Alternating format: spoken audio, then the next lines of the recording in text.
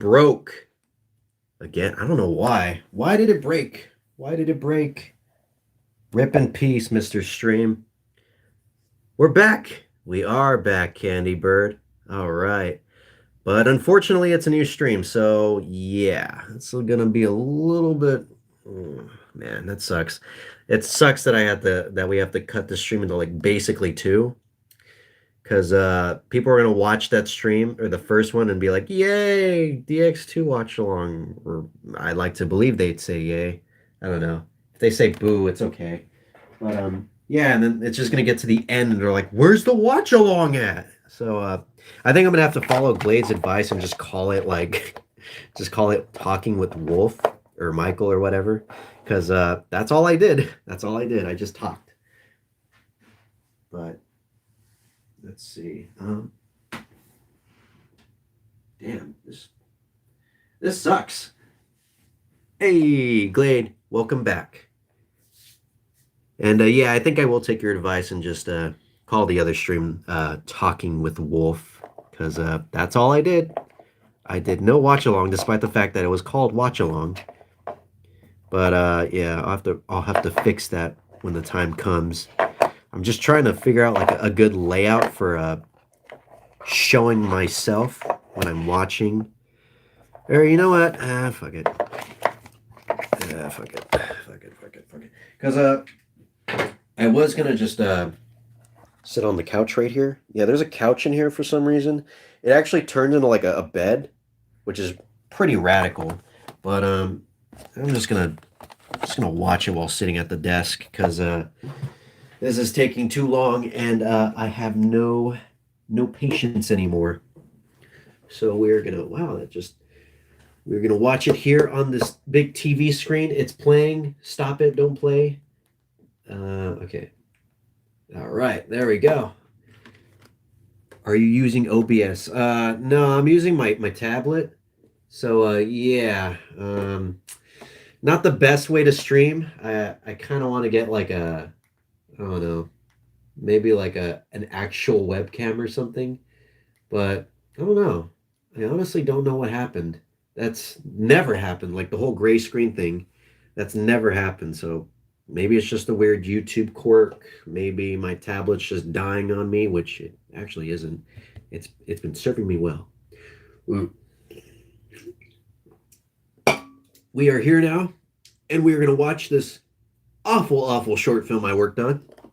It's a little thing I call The Room. Tommy Wiseau's in it. Yeah, and just it's the worst remake I've ever done in my life. Man, I'm never gonna get an Emmy. Ugh. I'm just kidding. It's oh yeah, that's right. I gotta pin that up onto this one right here, onto this stream. Ay vey. All right, let me see. Let me see if I can find this new one. Yeah. Kind of cool though. I'm noticing that stream is not too far behind when it comes to like delay, because I've seen some people and they have like some very bad delay. But there's the video link. It's pinned. Pretty cool. I get to have a little crown. Man, for once we can be kings. But yeah, I'm watching it on my monitor TV screen. So I recently bought a monitor, and it's like it's mainly for like computers, of course. It's a monitor, but the thing is, it's like a TV. So and it's like 32 inches. This thing is like, I don't know if anyone's seen like my Twitter, but like, or like my Snapchat or whatever. But this thing is just like huge. Look at this thing.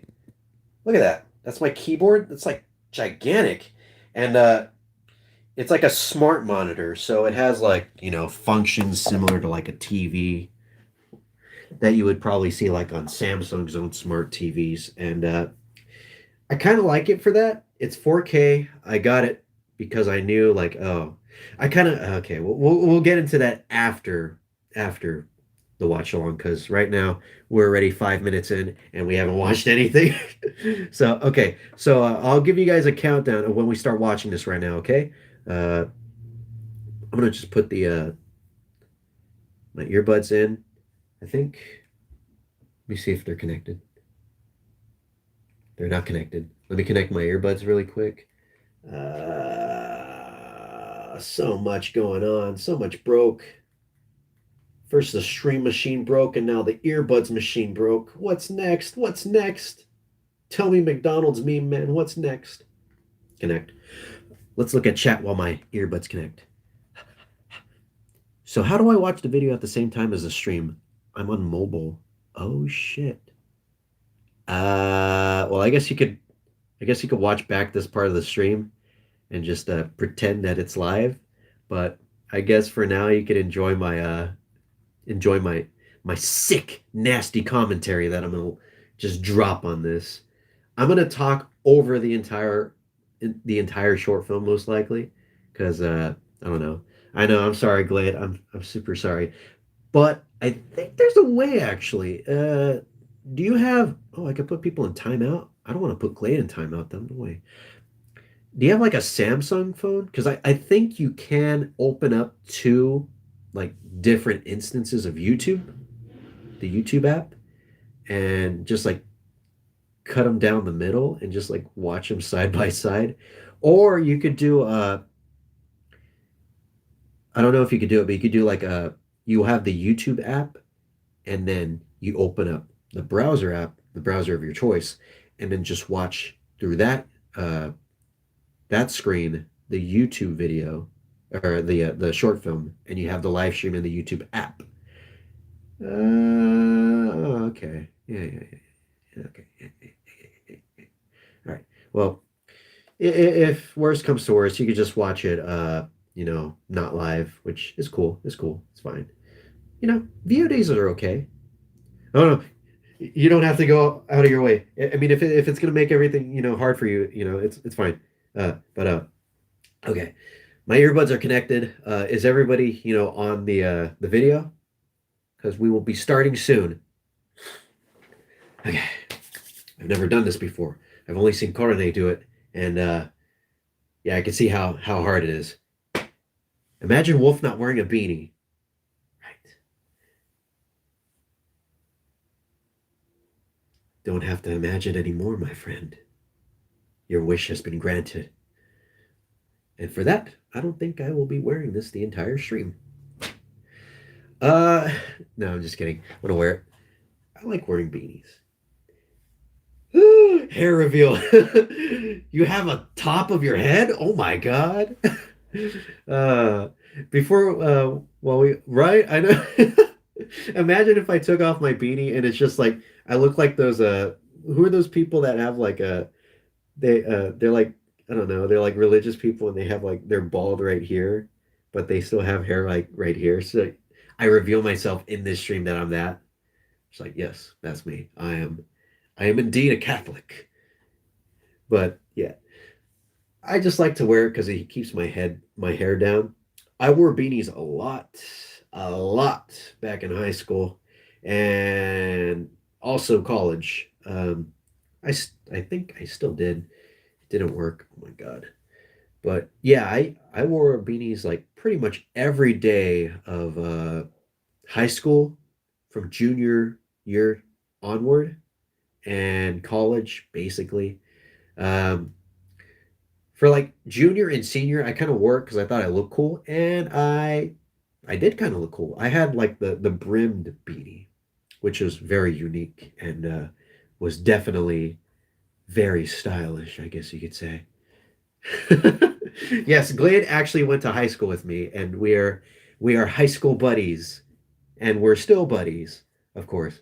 But yeah, so he would definitely know that the beanie never left my head. And yeah, I would even wear it during summer because I'm a crazy maniac. Yes, they were always DC beanies. That was my thing. Now I just wear like Neff or whatever, skater shoes. Yes, I looked like a skater boy, but I was definitely not a skater. And no one told me "see you later, boy." And I won't watch the stream, just listen to you because I'm too lazy to open another tab. That's okay. That's okay. Purple V-neck. I still have that V-neck. I don't wear it anymore. I changed out all my shirts recently, or not recently, but like over the past few years. But yeah, and then college, I just wore beanies. Like maybe the first two semesters or so, I was wearing the brimmed beanies still, and then I kind of got tired of it, and I thought like, oh, you know what, regular beanies are okay. So I ended up getting like a regular beanie like this, and then the rest is history. And yeah, so it's kind of like a part of my identity almost. And a messenger backpack. Yep, still do. I still wear messenger backpacks too, especially now considering I do bicycling a lot. It's just a lot easier. It's more convenient. But back then I just wore it because it looked cool, and I liked it. It didn't hold that much stuff, but I liked it. I like how we're just reminiscing on high school now. I don't really do that. I'm not a big reminiscing guy, unless like my friends are like bringing it up. But like me bringing it up myself is really, really weird. But I mean, there's nothing wrong with it. There's nothing wrong with looking back on memories. But anyways, before I get off track, exactly, Glade, exactly. I'll get to the video. I'll get to the video. We're gonna do this watch along, so I'm gonna give you guys a countdown, okay? I am a cheeky BOI. What is happening? Private Joker. Okay, nice name by the way. Really, really liked that movie. Um, Full Metal Jacket. Very good movie. Stanley Kubrick is, while controversial, his movies are pretty good.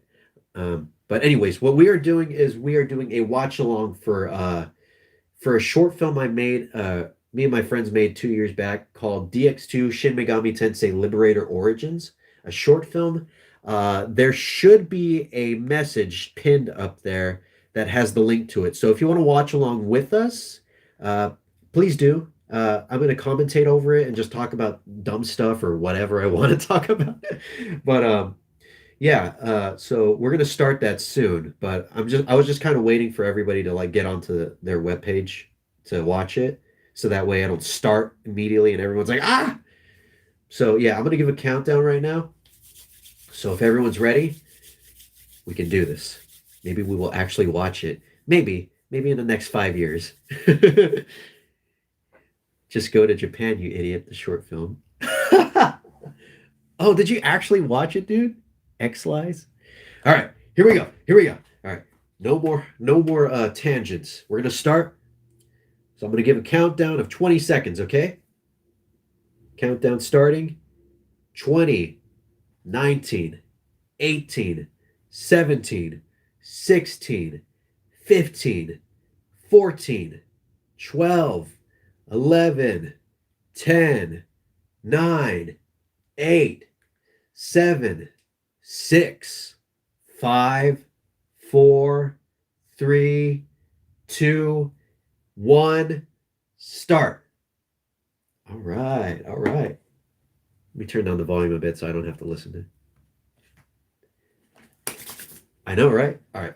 So Daniel is not playing Nocturne right now. That's just a video that I took from YouTube. And because there is no way we were going to get to anywhere in that point of Nocturne uh, just for this one little shot. So the guy that did that is called Lazy Ash. And I don't know. I just chose Nocturne because it's like, I don't know, probably like one of the more SMT-ish like games that I could think of. And I really don't want to use like SMT4 or anything because it's a handheld. So like having it on the screen makes it a lot easier. Dr. Pepper is the actor. His name's Daniel. Is his favorite drink. He just drinks nothing but Dr. Pepper every single day. Like when I went to his house, he just had like this. Like when I went to his house to do the poster thing, he just had like an entire thing of just empty Dr. Pepper cans, and it's just like it's just kind of a joke at this point. And yeah, so this is just a video that I put on the phone. I edited this in like a second, and I just threw it like on my phone, and like the next day we started filming it. So it's a little janky, like the icon's a little like it's just a square thing. And yeah, this is just stuff from the game. Just like it's just a cutscene. And yeah, this is a dumb joke. I don't know why I did that. Although I don't know, maybe it's kind of clever. Is it clever? Would I say that's clever? But yeah, I went for the old, if you've ever seen like, just like random like Japanese subs, like fan subs, they would have the yellow text with the black outline. And that statement right there totally rings true even more now than it did back then for Facebook. Poor Facebook. You went so far downhill. What happened? I just want to use my Oculus without having to get a Facebook account, but nope. Yeah, so all of this is just like from the start of the game. This is literally all verbatim. I don't know if the actual voice actor is saying any of this because dubs and subs are kind of different. And there's our first special effect. Look at those particles right there. That's the actual AR right there. And it's not that bad. But that's a little bad. He's so stiff. Not my favorite part. Like the effects, we'll get on that later. But look, it's Jack Frost. He's really there, and you can totally tell that's from the game because the shadowing is just not that great. Yeah. So the person that knocked the door was was our friend Vincent, who was also doing some camera work here, and you'll see where he does the camera work when there's like two of us on screen. So yeah, my boy's going to open the door, and there's oh geez, I wonder who that guy is on the right. So the cool thing about this, like I was watching over it yesterday. I was watching the video yesterday, and like it actually doesn't look that bad. Like I feel like the video work and like the color correction and all that, like it looks really good compared to like some of our previous work. Like even compared to like SMT SC, the original, the my first short film. Like the colors look good. Like Daniel actually looks like his actual like skin color. Colors pop out. It looks very cinematic, I feel. And so yeah, so that guy is an acolyte. I'm playing an acolyte, and in the game they're supposed to be faceless, and I didn't know how to communicate that in a way that looked kind of cool. So I thought, because I don't know like how what like faceless is supposed to look like in there. And so I just thought, oh, I'll just turn it into a big lens flare, a big effect thing. And I didn't realize until like they had like a teaser trailer that they put up, and it was just it was for the seventh chapter that they put up. It was an anime teaser trailer, and they show what an acolyte actually looks like. I think, uh, and it's just like a smooth face. It's just like skin on their face, and now that I know that, if I ever go back and do this again, I might have to change that the faces. And if you didn't see the wallpaper I had on there, it was the Majin Tensei 2 box art. And yeah, my dude's just doing his thing. And I don't know why I did that. That's a bad choice because he's faceless. He's not supposed to have a mouth. But here comes all the effects. Here comes the particles. It's a purple mess in here. There's lens flares. And yeah. And this is, I think they're going to start fighting or whatever. And yeah.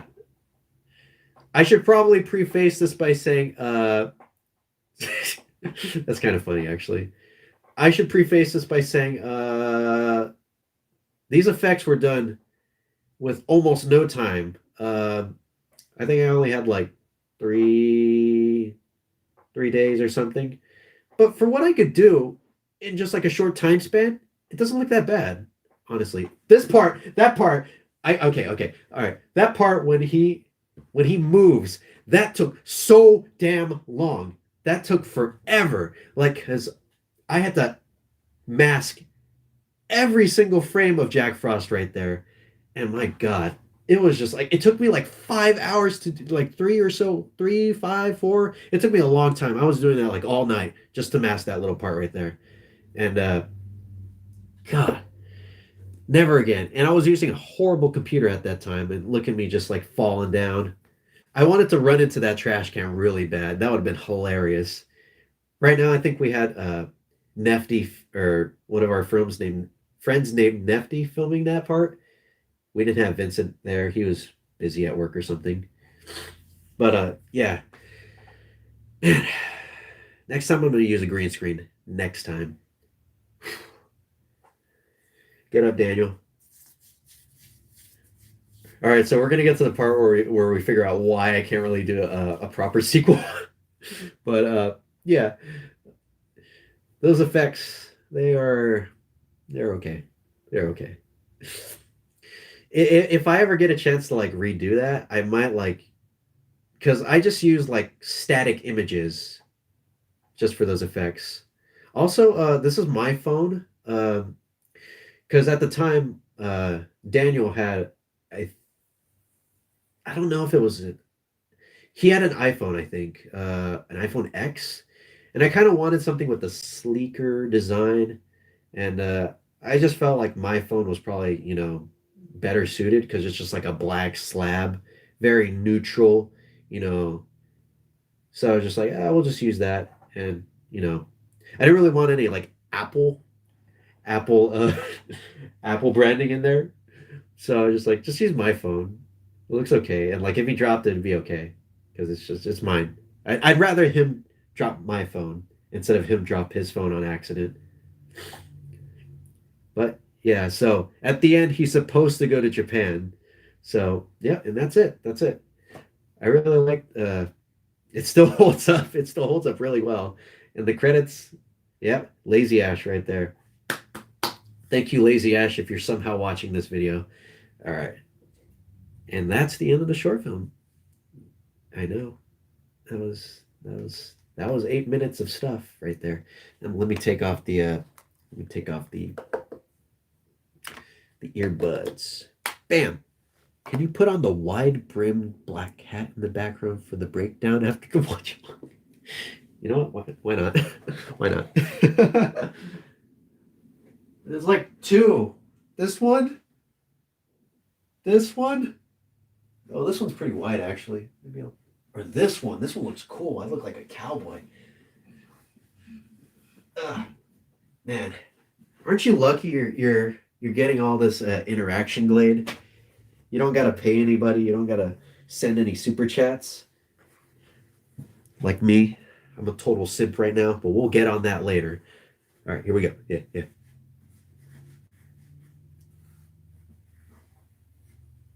Yeehaw.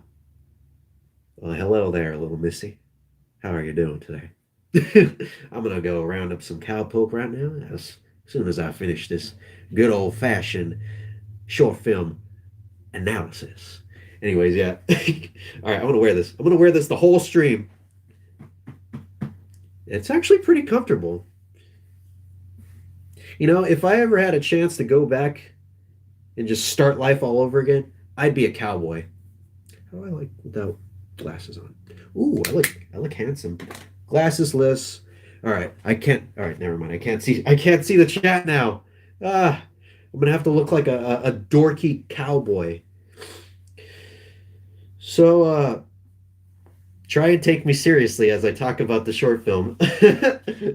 So yeah, that was our short film DX2 Shin Megami Tensei Liberator Origins. It's award winning, yes. And looking at it, again after a few years.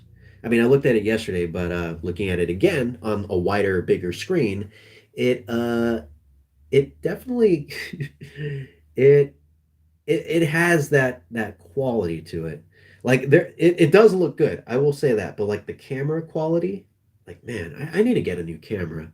Like if I ever get like $1 million somehow, I'm that's gonna be like one of the first things I invest in because I want to MC Gropes. Why?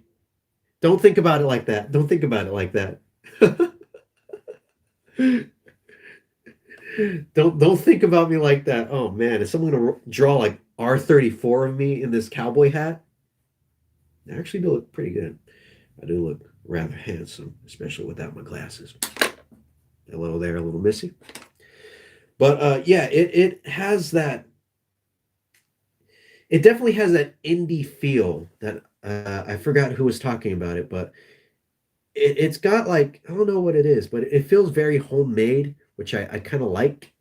Um, and that's like whenever I'm doing like films and stuff like that, I try to be ambitious, but I also take into account that I don't have everything I need. I don't have like a freaking markers. I don't got like a gaffer or lighting engineer technicians or like sound like a boom mic guy. I don't got any of that. So I do take into account like our limitations, and I just try to do the best that we do with it. And trying to be like ambitious with our limitations, it kind of does show. Like the seams definitely show. They're always showing actually, but like, and then there's the effects, which just one guy, that's me, doing it late at night and like on a deadline too. Like there's a very strict deadline, which is actually shorter because they were going off of Japanese time. So Japan is 13 hours ahead of us. So I had to take that into account when I was working on this video. So I was like, oh God, so we have literally one less day compared to our Japanese folk. So I was doing all that, the effects, and that's what led to like the effects coming out like the particles and stuff, they actually do look pretty okay. The lens flares, I am using like actual good like lens flare plugins in After Effects. And I was all, I was also using I was using a very bad computer back then. So bad that it just didn't want to like run like stably at all. Like whenever I'm just like watching like a YouTube video or something, it's just like chugging. It's just like stopping, stuttering. It's like it was whack. And that was like because that computer had like some really, really old parts. Like I know the CPU was from 2008 and the GPU, which was kind of newer, it was a I don't know if anyone remembers this. Every time I talk about my GPU and my old computer, like to people that you know, have like a gaming computer or whatever, they're like, "What the heck is that?" It's got a 560 Ti, which was, believe it or not, a pretty one of the faster graphics cards back then. But now it literally ain't shit. It's nothing, and I still have that in my. I haven't said anything about it yet, but I made a computer. Um, I did this back in November, and I got all the parts for it. I got a credit card, and I just threw all of like my computer parts on that because I want to build credit, of course, and I also don't want to spend $1,500 all at once. So I bought all the parts, and it's all put together, and it runs amazingly. I got an i9 uh, 10 850 10,850K. I wanted to get the 900K, but those things just kept going out of stock. And it's not a big difference, like compared to the two. It's like a 3% increase with the 900, which, while might be pretty big for some people, isn't too big for me, especially considering the fact that my computer I had before was literally, in today's standards, a potato. So I made that. I got like 32 gigs of RAM. Uh, I got a new mouse. My other mouse was literally just held together with like duct tape or whatever. And it has Wi-Fi in it, which, was a pretty big, thing that I wanted to get. I forgot who was talking about it. I didn't follow their advice. They told me in like a stream to get like a dongle. Like it didn't matter what motherboard I'd get, that I could just get a dongle for Wi-Fi. But I just decided I'll just take the premium and just have it built in. It's not fully built in. You have to like attach like an antenna to it and then just put that somewhere. But I have a computer now to edit and it works like a dream. The only problem is I don't know if anyone's really following any the PC gaming part news lately, but them graphics cards though. Stream died again. Oh my god, really? No. So sorry, is it working? Let me know if it's working. I'm sorry, Sonic Fan 29. This seems to be happening to you too, a lot more compared to everyone else. So sorry. Refresh, dude. Refresh me. I can't refresh on a tablet, so I don't know. But I know. I'm sorry. I'm sorry. Oh no. Oh, this is bad news, Bears. Oh no. Oh. All right. I'll hold for a bit so that way we could get back to where we are. I'll just eat some goldfish and talk about the weather. Let me know if everything's looking good, everyone. But the weather, pretty okay. We got a screen. We got a screen door or a screen window in a way, but I can see that the sky is blue. There's a single cloud. It looks good. It's very fluffy. You know, if I was rating that cloud on a scale of 1 to cloud, I'd give that a cloud. Looks nice.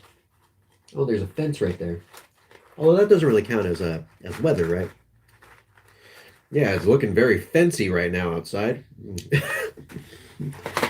That's stupid. There's some chats right here. Can I have some of your goldfish? Here you go. I think I got salt on the screen.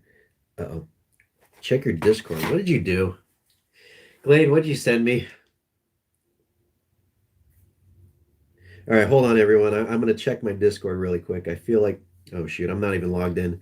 Uh-oh. Oh, man, Discord's a pain to log in. Oh.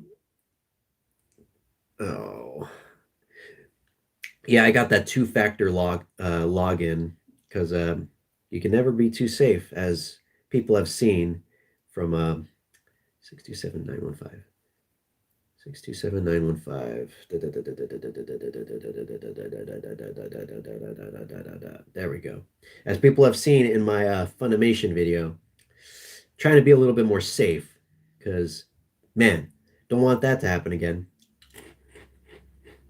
But yeah, I actually got these goldfish in like literally today because I have them on a schedule for Amazon. I just have them sent like every month, and it's like a 2-pack. So it lasts like the entire month. And I was waiting for them to come like 4 days already. They were supposed to come on the 31st, but I'm assuming because it was New Year's, they're just like, fuck it, who cares? He could wait. And I didn't mind waiting, but yeah. I mean, they were coming at the worst possible time anyways, because like everyone's going to be off, doing their thingies, being cool guys. All right, here it is.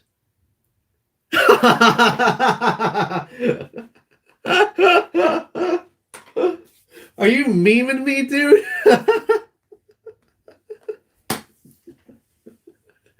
Oh my god. All right. I gotta save this picture.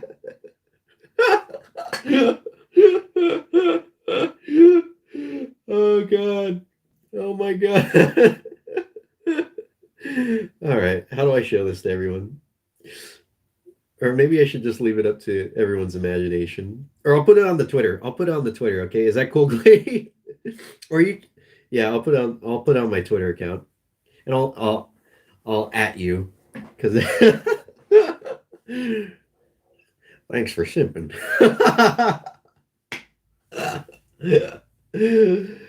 Oh my god. I think that's the first meme anyone's ever made of me. I'm glad it was you, Glade. I'm glad it was you. Whew. Oh god. Oh man, I really you guys gotta check out that meme on my Twitter when I put it up. Where was I? Shoot, I don't even remember where I was at. When will Revenge of the Simp come out? I'm not actually I'm still Hold on, I'm gonna look at that again.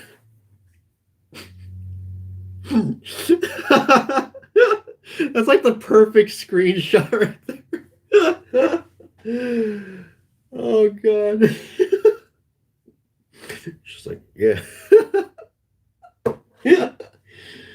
Was that like just like accidentally perfect? Because like I feel like I would have to like go back and scrub through the live stream just to get that.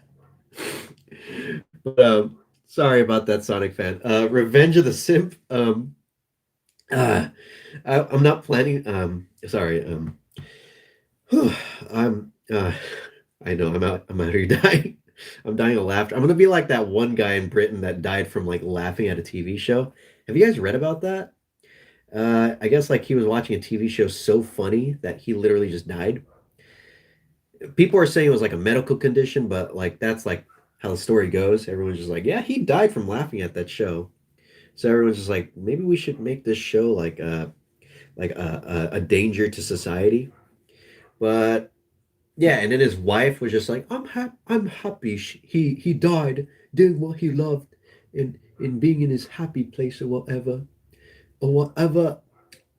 That's pretty good, isn't it? Yes. On the YouTube you might be able to find that. Yeah. Anyway, back to your question, Sonic Fan 29. I'm not actually planning for that to be an actual short film or anything. That was just a mock-up trailer, and it not coming out, mate. I'm sorry to say. That's a horrible British accent, but yeah, it's not an actual film or anything. I just wanted to make a stupid dumb trailer. That was like something on my mind for like ages, ages. Um, and then like I put it on like Twitter. Like I made a post of it on Twitter. I was just like, in a world where where because this was when I think I was like really diving deep into Hololive, which oh man, we could talk about that later. Um, that was like when I was going deep into Hololive, like full on simp mode. I think I actually like start. That was like the a few days uh, after I gave my first super chat. Oh my god, I feel awful talking about this. What the hell? But yeah, and I was like, what if they made simping illegal? And then a few weeks later, I think like I was in the shower and I was just like doing my thing, just showering up, and like all good all almost every single idea for like a video or something, like all my good film ideas always come to me in the shower. Like Michael Bay Doritos came to me in the shower. That came to me in the shower. J.J. Abrams Funyuns came to me in the shower. I think I came up with like some of the mm, I don't think so for that one actually. Yeah. But I feel like most of the good stuff I do um comes to me in the shower. So like I was thinking about it, I'm like I just came up with this random just like movie trailer just like out of nowhere while I was watching or while I was washing myself up. And then like I got out of the shower, I'm like, okay, I need to do this. So I like wrote it down on like a Word document, and then I like went and found my old Twitter and or my old tweet for that, which is not even that old, like a few weeks old. And then I just like started replying to it with like my script, and then that's when I started to like work on the actual video because I wanted to use because I wasn't really like wanting to like use like pre-made footage or whatever. I wasn't gonna like film that or anything. I just wanted to do another stupid Twitter thing. So I did that so I could use that as like the template for the video. And yeah, I'm not exactly aiming to make it like a full movie or anything, but I don't even know how long could I go with that? Like even for a short film, like how long could I go with a movie movie for Revenge of the Sim? Probably not that long. We are still off track. I don't even know what we were talking about. I know we were talking about the short film, and then Glade sent me a message in Discord. The Probably the greatest thing in the world. 2 hours might be way too long. That's like That's like you guys know about the movie Unfriended, right? Well, this would be like that, but probably 30 times worse and 30 times less interesting. Because that movie was apparently not that great. And apparently it takes place in Fresno, from what I read up on, which is kind of cool. Kind of cool that it's very close by, but also kind of scary because that means that that ghost that made that dude cut his hand off with the blender is very, very close to me. And thankfully, we don't have any blenders around here, so I don't got to worry about my arms. But yeah, not looking forward to that. If Mrs. Ghost ever comes by my house and says like, "Have you stuck your hand in a blender lately?" I'm like, "No." I would try to say yes, so that way she doesn't do it. But I panic and be like, yes. I mean, no. I mean, fuck." And then she kills me. And yeah. But DX2. What were we talking about? I can't even remember. I can't even remember. Should we even be talking about DX2 anymore? Um, we already did the watch along. Man, I like how I went from like being super excited about this to being like, can we just talk about something else? But there's more that I wanted to talk about for certain. Um, I know I talked about the effects being done like super fast, but like if I ever had a chance to like actually redo that, I'd probably, put more time into that. I mean, I could do that because I've done that with Michael Bay Doritos where I literally just redid all of the effects and fixed like the color correction and all that. Because like when that video came out, that was in like high school and I did that literally in less than a day. I did it less than a day. Like I remember we filmed at my friend's, or we filmed at Daniel's house, that exact house where DX2 was at, and we filmed in the backyard. We did it like 2 hours, maybe tops of filming in there, and I remember going home or walking home and then going on my computer and just getting like just some random explosion off the internet. And this was before I realized that they had a download link for that explosion. I use that explosion for everything now, by the ways. If I ever become a feature Steven Spielberg, I will put that explosion in every single thing I make. And yeah, I just downloaded the video, the YouTube video of the explosion on a green screen. I matted it out and it looked awful. And then I just placed it wherever I needed to place it in just random places. And yeah, and I wanted to remake it. So I remade it like years later, like maybe like 3 years later. And using my superior knowledge of editing and editing software, because I made that in just strictly in Premiere. Whereas in the remake, or the remaster, as I like to call it, I did it almost all in After Effects, and it definitely shows, and it looks really good, and I was proud of that. So maybe I would like to maybe do like a redo of the effects for DX2 because there is a bit more potential there than I was thinking. Because if I didn't have such a time constraint, I would definitely, of course, spend like a lot more time making it. But since we only had like 3 days or so, you know, there was really not much room. So I had to like rush everything. And that's why, like, the fight scenes are covered by like DX2 Electric Boogaloo. That'd be the sequel name. Uh, that's why I have to like rush everything. And that's why, like, when they're fighting, it's covered by like lens flares.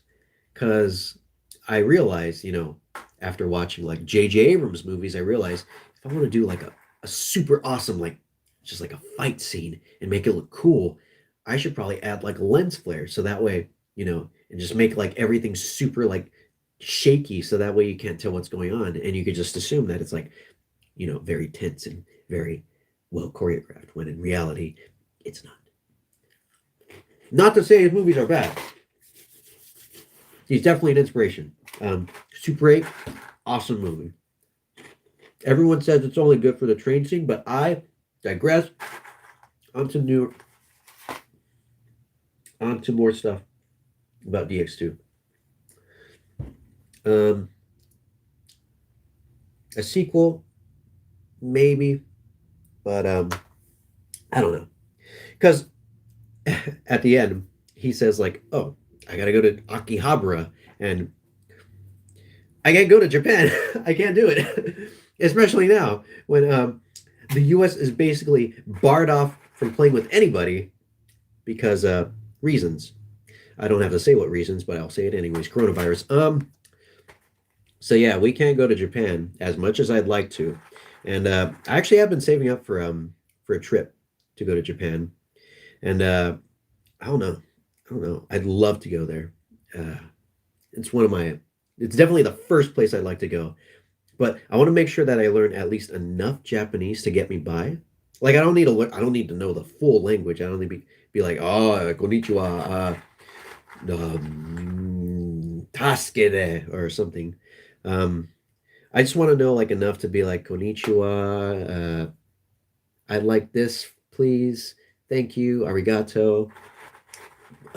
Just enough to get me through as a tourist because I'm not going to live there. I really don't want to live in Japan because there's a lot of talk about like the uh, being a worker there in Japan, just like working, like they do like super long hours, and apparently it's like very, very bad, and living conditions not the best. Like, don't they all have like smaller housing? And not that there's anything wrong about like a smaller housing, but like if you're living in like the city or something, don't you have to like live in like basically apartments? Like you don't get like houses like this or anything. Like you're basically like just a dude living next to another dude, and the walls are like this. Um, or I'm assuming. I don't know. I'm not. I don't live in Japan. I'm just a weeb. I'm a weeb that barely knows anything about Japan because of anime and video games and Hololive, which we'll definitely talk about. I'd love to talk about that. But yeah, he's supposed to go to Akihabara, so I can't do that. We can't do that. Our schedules are totally messed up, and that'll probably never happen. If I thought about it before, about like how we could do like a a sequel where he's getting ready to go to Japan, and then something bad happens, and then another dude, another liberator comes and tries to help him out. Like they're trying to stop him from going over to Japan and going forward with the Liberator's plans, like the Alkalites trying to stop him. But I don't know. And I don't even know who I'd get to act in there. I was thinking about doing it myself, but I don't know. I don't really want to. I don't really, because like SMT, SC, that's like me. And I'm already the protagonist in that. Daniel's the protagonist in DX2, and he's a really good protagonist in that as well. He did pretty good acting wise in that. I'm proud of him. You know, of course, I'm not the best director, so some things did come out a little janky, like some line readings, and but overall, what he was able to do with what I gave him, he did really good. And that was mainly because I think I was just writing it kind of like how we would talk in real life, whereas like SMTSC, that was more like I'm trying to write it like an actual film now, which is probably what leads people. Yes, we are balling. We are balling. Where's the ball at, by the way? I can't be balling if I don't have a ball. Uh, if you can find me a ball, we'll definitely be balling.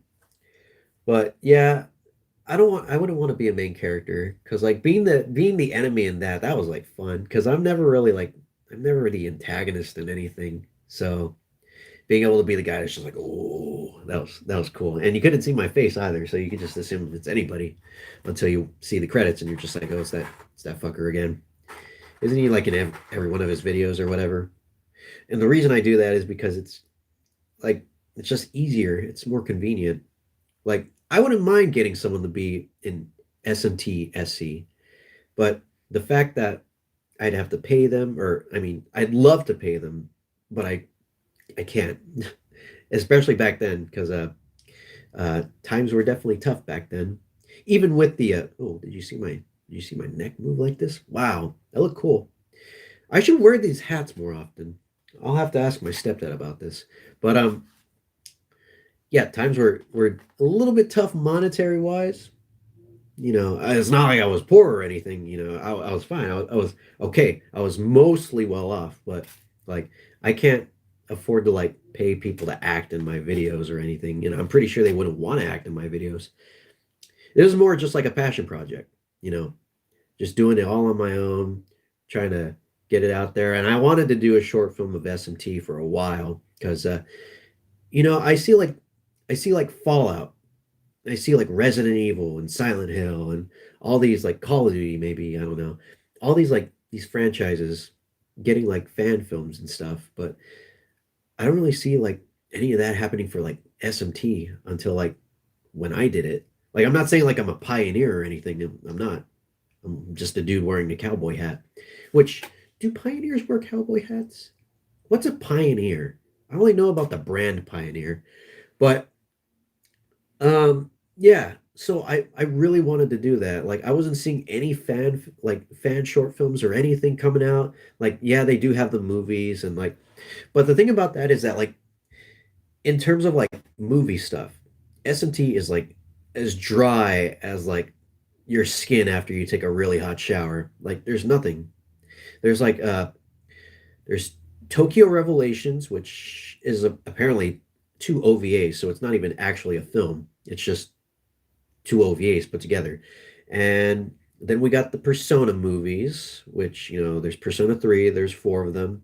And then there's Persona 4, which has a movie, which is basically just like a clip show of like the entire like anime, which thinking about that, like, God, that sounds horrible.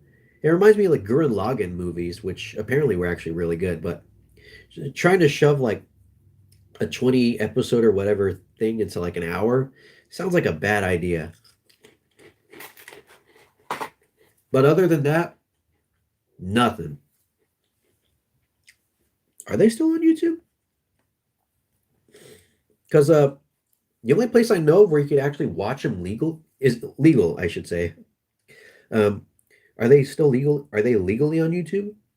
Because the only place I know where you can legally watch these movies, like without paying like $1,000 for like because those things go for mad money on eBay. It's just like a lot of money just for like one, and it's just one movie, and I don't even think it has like English subtitles, or maybe it does. I don't know. Oh dear, no way, MC, no way. I'll have to look into this. I'll have to definitely look into this because Amazon's the only place I know of where you can watch it legally. And I mean, at this point, I don't really care. But we should probably talk about anything but piracy here. I don't want to be thrown in jail for persona crimes. But yeah, those Blu-rays. Uh, maybe not. Don't worry, I'll look it up though because I am interested.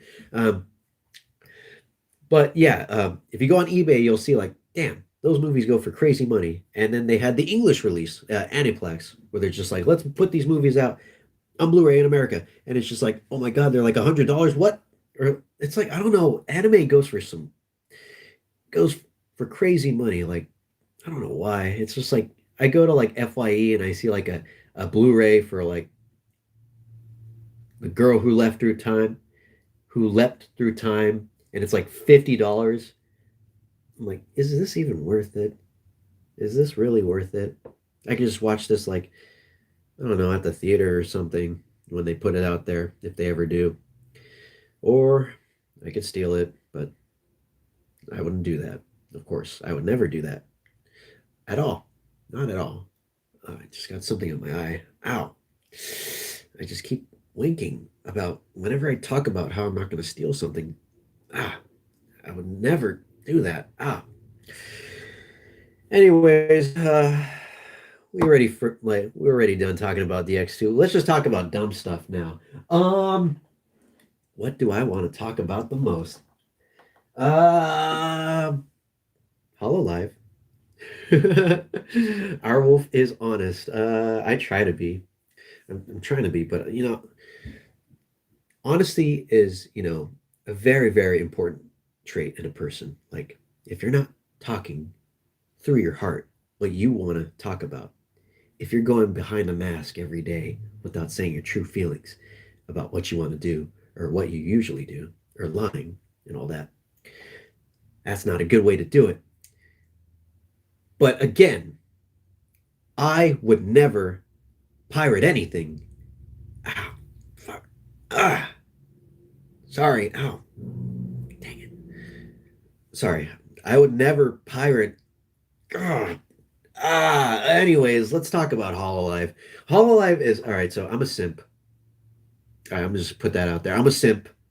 I'm a simp. Yes, I know. I know this isn't a surprise considering I've been talking about this stuff for like 3 months, but I'm a freaking simp. Oh, but okay, all right. Hololive, oh, all right, so VTubers and streaming and stuff. Oh God, there's a lot to talk about. So I want to say like 3 months back or so, a few months back, I ran into like VTubers, mainly Simp Megami Tensei. That should be a new spinoff Atlas makes. That's probably what they're going to be releasing this year, along with Persona 5 Strikers, SMT3 and SMT5, is Simp Megami Tensei. And it's going to just consist of you simping for either ideology. And it's going to, like, all of the ideologies are going to be, they're going to just be like VTubers. So you're going to have the Chaos Chan, you're going to have Law Chan and Neutral Chan.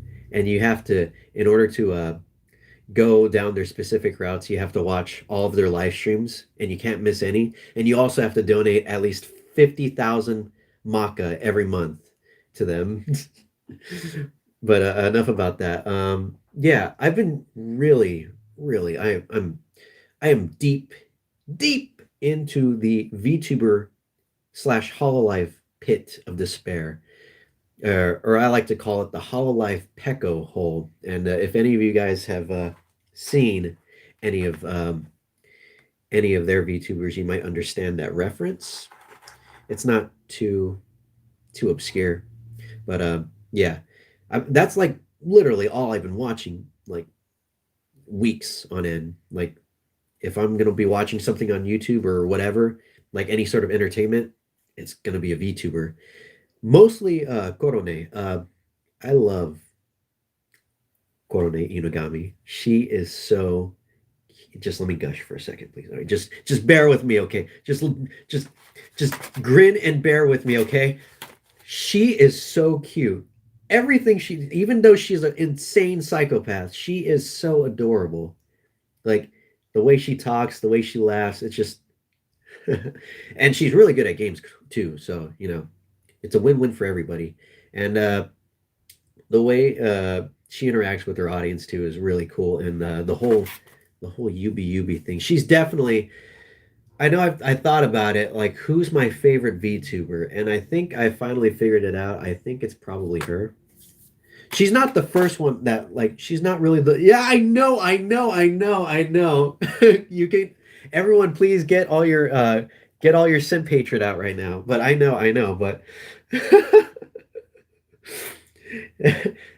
Morgana, is that you? I do anything for you, Lady On. Uh, Lady Corone. But yeah, she isn't really the first one, I think, that I was like interested in. Like, I know I knew of her. Like, I would sometimes see, yeah, all right, everybody. Candy Bird knows what's up. Candy Bird knows what's up with that sick, hot, nasty Cali X Corone reference right there. But she wasn't really the one that I was like looking into. Because like I saw her and I was like, cool. And then I saw Okayu, which is Corone's Corone's friend. Well, yeah, they're friends, but they're in Hololive, so they're co-workers. But I saw her streams and I was like, I really, because she has a really, I don't know what there's something about her voice. It's just like, because she has like low tone voice, and whenever she speaks, it's just like, it's like just someone's pouring like just maple syrup into my ears, and it makes me feel like, I'm at home, and like I'm laying in like a very warm bed, and I'm drinking like hot cocoa. And she was the one that I started watching a ton of clips for. And she's just like super chill. And yeah, so I was like, I like this girl. And then I saw uh so they so Hololive has these they have like regular streams, which is just like this, and then they have like 3D streams. And I saw there was a YouTube video for Korone's 3D debut, and I think it was about like a because Okayu visited in that stream, and I think these were just like just like a montage of all of her time in that stream. So I watched that, and while I was watching that, I was like, because I wasn't into Korone at that point. Like I saw her, I was some like slowly introduced to that, um, but like as I was watching it over time, I was slowly being just like caught in her claws of adorableness, and like I couldn't get out. Like, and I remember there's a specific point I could, if I could somehow find like the timestamp for this in the actual stream of when the specific point is, but there's a specific point in that stream where she does something so cute, so adorable. All right, I'm gonna try and imitate it. So Okayu is like the cameraman in the stream, and then she starts to like zoom in on Korone, and she's talking about how cute Korone is, and she was adorable, by the way. And she was okay. It was just like, oh yeah, yeah, I'm cute, aren't I? And blah blah blah. And she's like, yeah. And then she did this like thing, and it was like she looked at the camera, and she was like very not seductive, but very. I wouldn't say seductive, no, but the way she looked at the camera, and then she did like her little Yubi Yubi stance, and she looked at the camera, and she's just like she winked at the camera, and she was like Yubi Yubi, and I was like, holy shit, I'm a simp. And from that point on, um, by the way, if you guys look through that and you see that and that accidentally destroys you, I'm so sorry.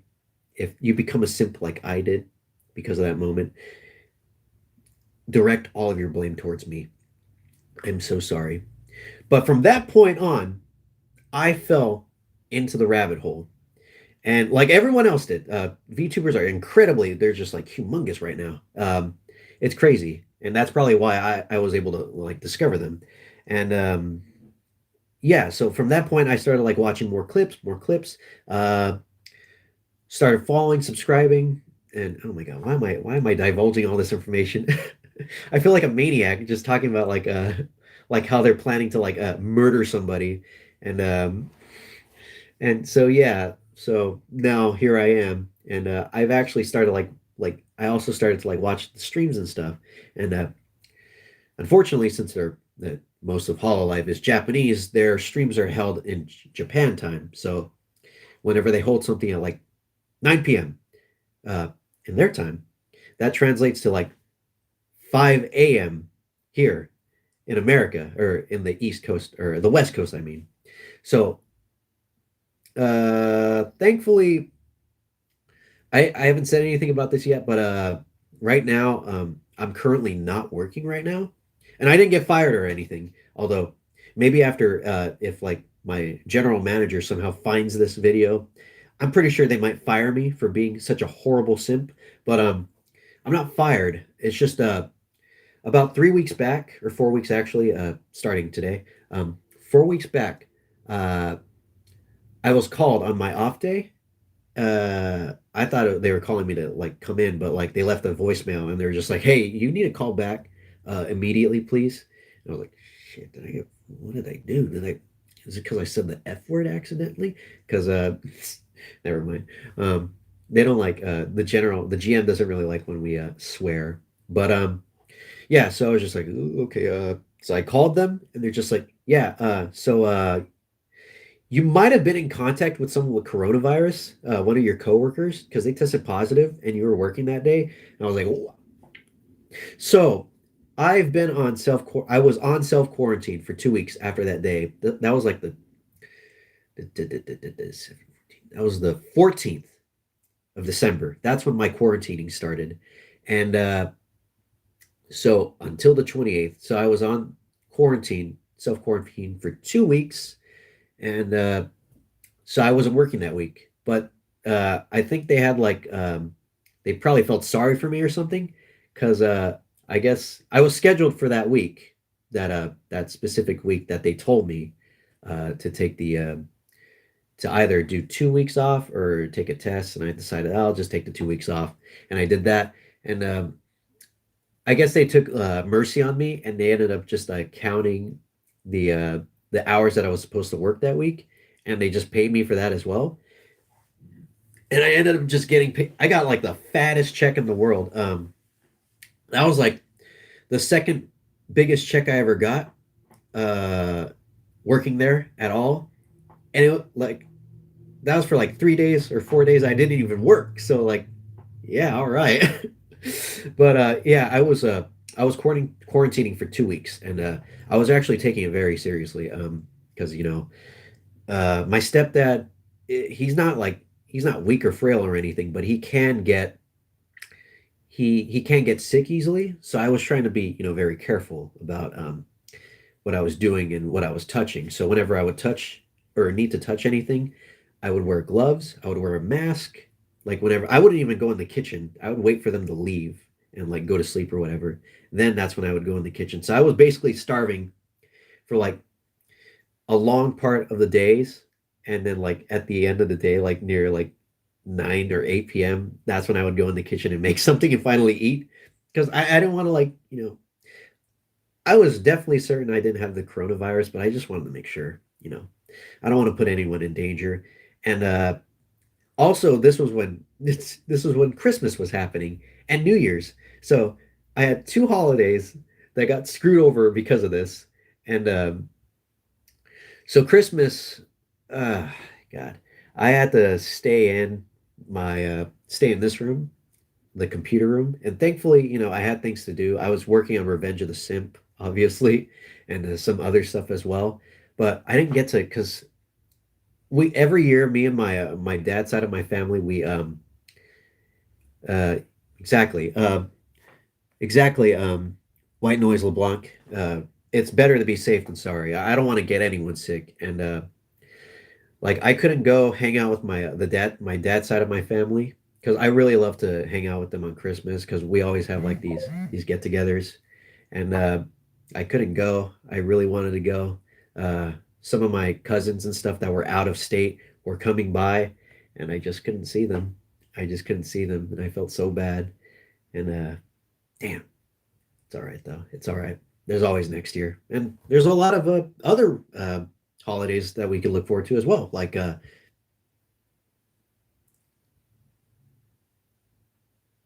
Easter. Well, I mean, not even probably not for this year, but we'll see. But yeah, so I missed out on Christmas. New Year's, we had a lot of pozole here though. My mom made like a ton of food. She made pozole.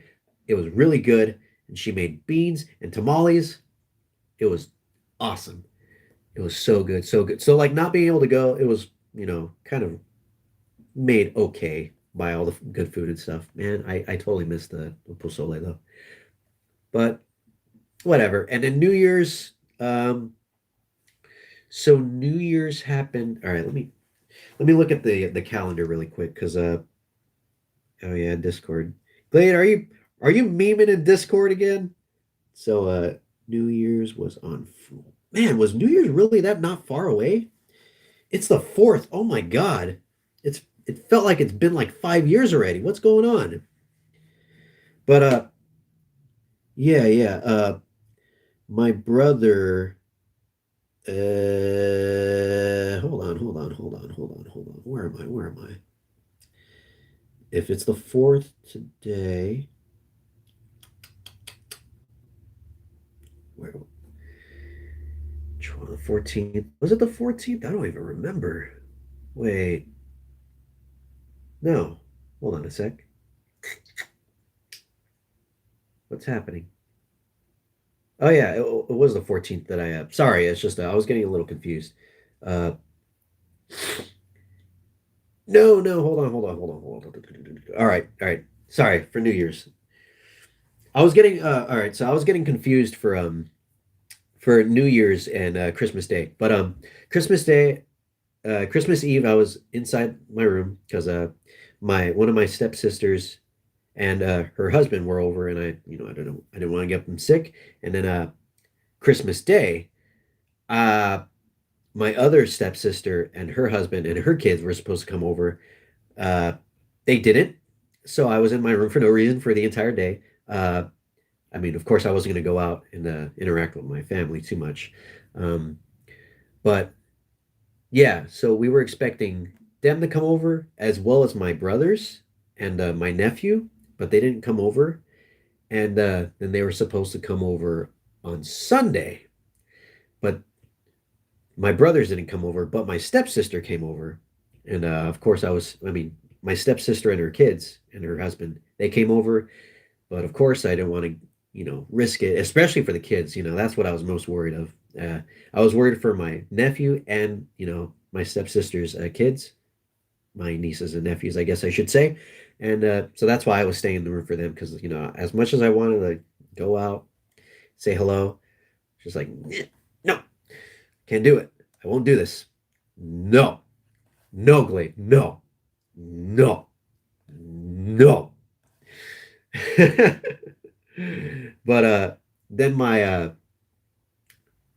brothers and my brothers and my nephew ended up coming, I think, a day. Was it a day or so? Because Christmas Day was on Friday, so no one came on Friday. My stepsister came on Saturday. So okay, all right, yeah, yeah. So on Sunday is when my brothers and my nephew came over, and that was like the day before I was, off of the 2 weeks of quarantining. So at first, while I was out there hanging out with them, because I wanted to see them because I haven't seen them in a while, and I haven't seen my nephew in a while.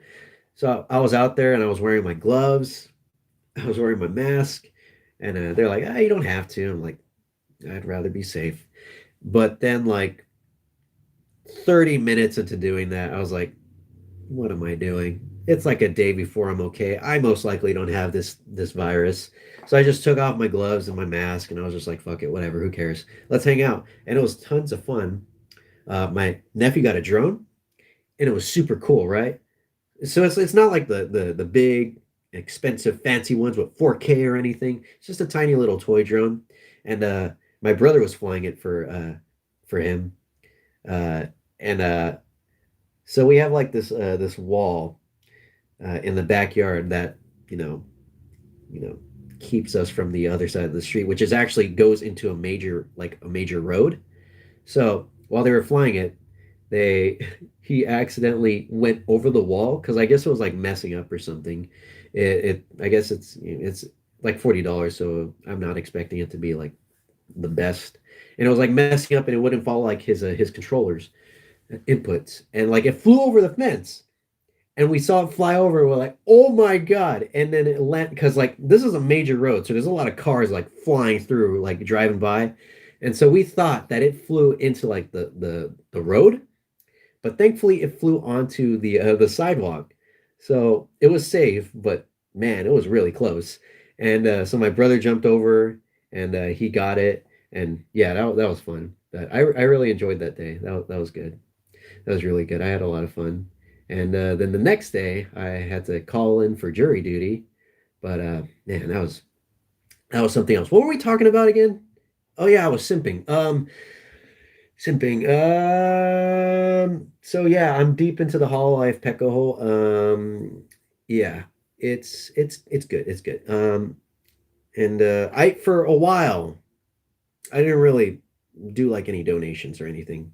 Like I would just watch the clips and sometimes maybe catch the streams until I saw that Korone was doing like these long, insanely long Assassin's Creed streams, and like it's insane how long. Yes, back to and now back to your regularly scheduled simping. Insanely long Assassin's Creed streams, like 11 hours, 8 hours, 10. Like sometimes I would like get ready for work like at 9 in the morning, and I would go into work at 11, and then I get out like at 7, and then I'd see she's still streaming. I'm like, "Oh my God, she's working harder than I am." So like, wow. And then I would like watch, and it would go on and on and on. Like she's not taking any breaks. And I remember she did like these two streams back to back, Assassin's Creed streams, over 5 hours. I think like one of them was 8 hours, and then the other one was 11 hours. And apparently, I think, I don't know, I read she took like a 40-minute nap in between those. And then she immediately just started back up on this on the 11-hour stream, like after her 8 hour one. And like props to her. I can't do that. Not only is she cute, but god damn, that's some stamina that I could only strive for. And so like I think that was a stream that I actually watched. And that was his first stream that I simped in, I think. So I had got off work, saw she was still streaming, realized I was watching a maniac, and then I got, I freshened up, sat down in the dining room, watched the stream, realized that the stream was almost over. It was already 10 hours and 30 minutes into it, and she was starting to say goodbye. And, rightfully so. That's a very long stream. And then I was like, I don't know what took over my body, but I just felt this urge. I just felt this pain. It was like something was missing. Something.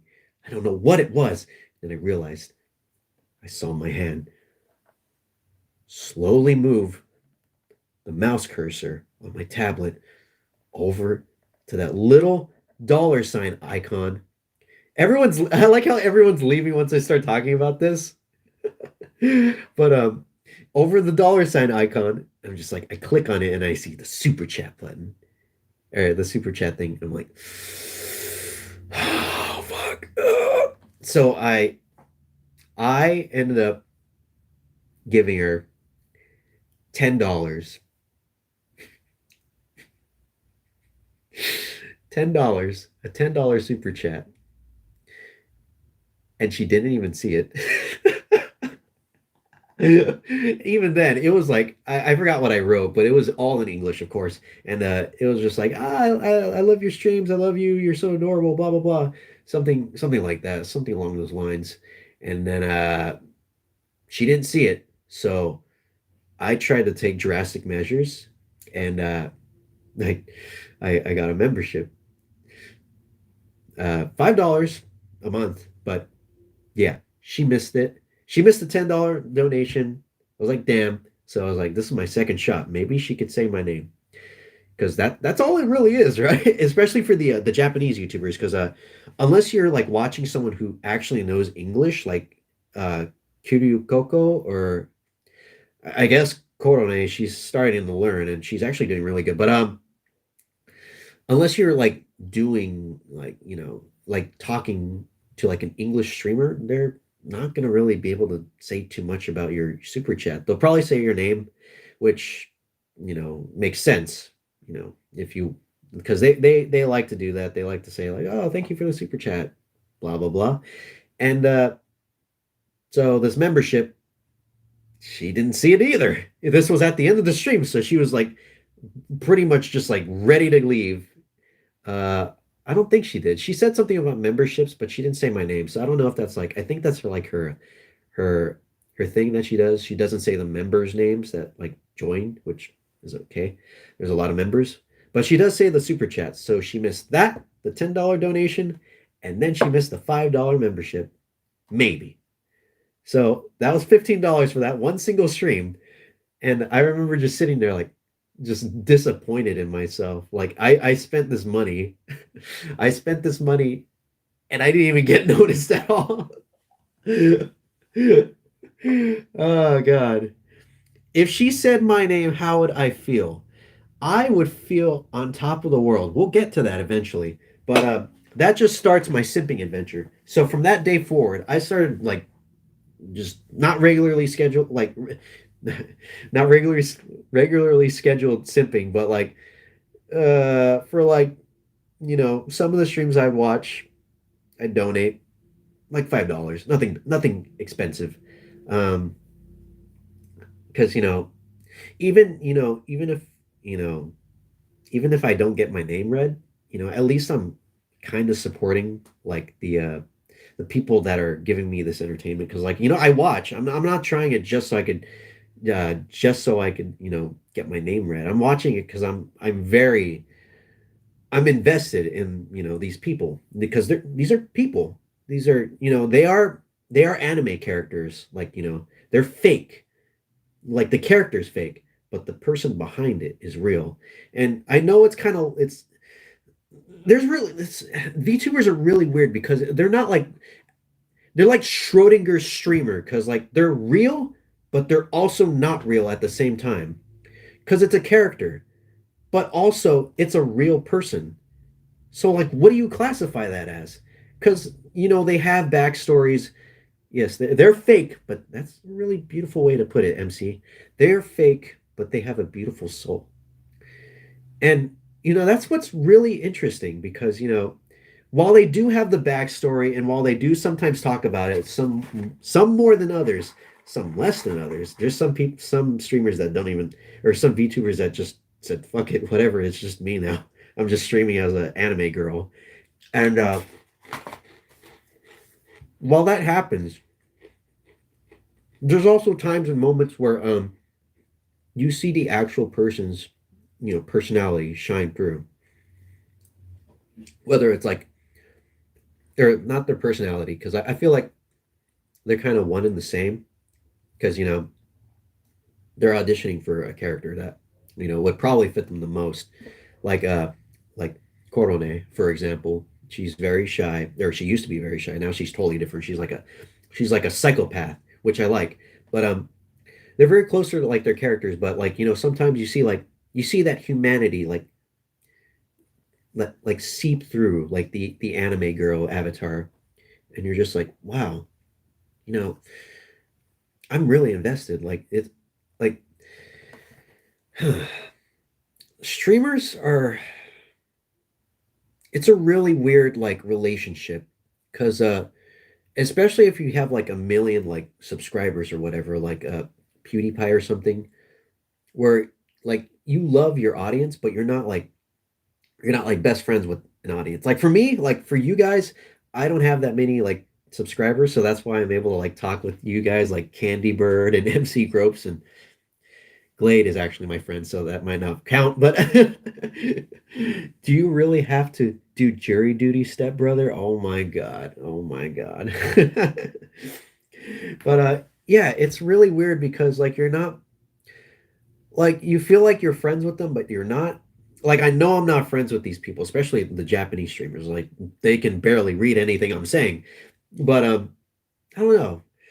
Because I wasn't really a big streamer guy at first. Like I wasn't really into it. Like watching streamers, like the idea of streaming, that's something that I've been playing with for the past year. Like where like ever since I got the ability to do mobile streaming, I'm just like, it might be fun. But like actually watching streamers, like I don't know, it wasn't my thing. But like there's just something very enticing about like VTubers. It's like watching real anime. You're like in the world of anime and you're just watching anime, like you're on anime YouTube and you just stumble upon an anime like YouTuber that's streaming, like the anime version of PewDiePie or something, and you're just like, oh cool. It kind of feels like that. It's very surreal, but also knowing that they're real people. So, yeah, it's just a strange experience. It's also a really good experience, and damn, I bet it's very lucrative. They make a ton of money, and but yeah, what was I talking about? What was I talking about? I can't even remember. I went on some weird philosophical just dialogue about VTubers for a second. Um, let's see. Fuck. Does anyone remember? Is anyone keeping tabs? This is like the fifth. How many tangents has Michael had so far? Is the guy that usually keeps count here? No? Okay. Well, I'm gonna try and figure it out. But oh, I remember now. It was my simping escapade. So yeah, I do donate, not a lot. Usually, like tangents are good. Uh, Usually like $5. Like that's like because that's like the minimum you need to be able to send a message, and I do it. And if I'm supporting them, it's cool, because it's an easy way to give back, and it's not a lot. And you know, I'm glad that I'm able to help out with them because they're giving me all this content and entertainment, and they're working really hard, and I really appreciate that, especially like you know Korone. How many times can I say her name in this stream? Like, so this is probably like the 51st time I've said it, but like she does like a shit ton of streams, like, and they're really long, and she works really hard, and I appreciate that. And that's my since I can't speak Japanese really well at all. um that's, I guess, one of my ways I could say thank you. And yeah, so even if I don't get my name read, it's cool. It's fine. I'm just glad that what I'm doing is able to help them continue what they're doing. And yeah, but when I do get my name read, it's awesome. Um, so I remember she had like if you remember well, okay, so this is a little different. So for her, Coral-chan, she does members only streams where she does watch alongs, kind of like what we did with DX2. Uh, where you can watch like a movie with her, and you have to like follow the countdown and all that. Well, she had this one for Arthur Christmas, which by the way is not that bad of a Christmas movie. I remember seeing like stuff about it back when it first came out. I'm like, this looks dumb. And when I realized that like it was made by the people that made Wallace and Gromit, I was like, oh shit, maybe I judged this thing too soon. And it was actually pretty good. Wasn't the greatest Christmas movie in the world, but like, for what I was expecting it to be, it blew my expectations away. And it was actually pretty funny. It's British, so you got that dry humor. And I liked it. I was kind of glad I watched it. And even though I was watching it specifically because she was watching it, like I'm kind of glad I got to check it out. I can see why she chose it. But so apparently there's they have, I didn't watch the full credits, but apparently I guess they have Justin Bieber's rendition of All I Want, or Santa Claus is Coming to Town, at the credits, and I missed it because I just ditched the credits immediately because I don't really want to watch it. And it was like 6 in the morning or something. It was really early, but I watched it because I'm a loser. And so she was totally on that Justin Bieber tinge. So I was just like, all right, I see what I gotta do. So I sent a super chat, and thankfully there wasn't that many people here in the stream. So I was just like, I sent my super chat, and I put in it. I'm like, I'm Justin Bieber, and then she read it, and she's like, oh, Justin Bieber, it's you! Wow, wow, come on, Justin, come on, baby. And I'm like, oh fuck. So that was the first time she actually interacted with me. Ever. One of the very few times I ever get like a VTuber to ever just be like, what is, look at this super chat, yo. So I'm forever immortalized. She didn't say my name. She just saw that I said I'm Justin Bieber, and that's honestly more than enough. I was contemplating changing my YouTube name. You lied. I thought you were honest. I know. I know. I know. I'm sorry. Sorry. I'm just a liar. Just a liar. But hey, at least I'm honest about being a liar. So yeah, I was actually contemplating changing my name to Justin Bieber for like a week, but I didn't do it because I don't know, I just didn't really feel like it was too worth it. But yeah, so that was hilarious seeing that happen, and in my groggy state, Can I call you Justin for the rest of the stream? Yeah, man, you could call me whatever you want. You could call me Cowpoke Justin. That's my new character for whenever I put on the cowboy hat. I am Cowboy Justin. If you could please kindly call me as such. I'm Cowboy Justin for the rest of the stream. You're in too deep. You have to become Justin Bieber now. Oh my God, is it like a Highlander thing where I have to kill Justin Bieber to claim the title? The title of Justin Bieber. That's like a horrible, like if someone made like an actual like movie of that, I'd donate to it. I'd sign up for their Patreon. But yeah, and then I did I don't know. I'm pretty sure a lot of you have heard of it, but there was that one VTuber, Callie, Calliope Calliope Mori. I don't really know her full, like I don't really know exactly how to say her full name, but Callie, she was the one. And this is actually relating back to SMT. She actually did like this stream. I don't know. I'm pretty sure you guys heard of it, but like she did a stream where it was just like literally just an hour of her begging Atlas to let her play Persona 3 on stream. And I have her music actually. Like I heard her outro music, and I kind of like it. I really like because she had a stream yesterday, and I actually listened to the outro music instead of like just piecing out when she left, like I usually do. I was like, damn, this shit pretty good. But yeah, and so that stream exploded, and it was crazy wild. I remember seeing like there was just like news articles all over for it where everyone's just like Japanese YouTuber begs some horrible company to let her play the game and something blah blah blah Japanese laws blah. I don't even understand like the circumstances behind that well because I'm not Japanese, but like I remember that and I remember seeing her talk about it, like her wanting to do that stream. So I went to sleep and I was like I had an alarm set for when that stream started because like it's Persona 3, I gotta be there.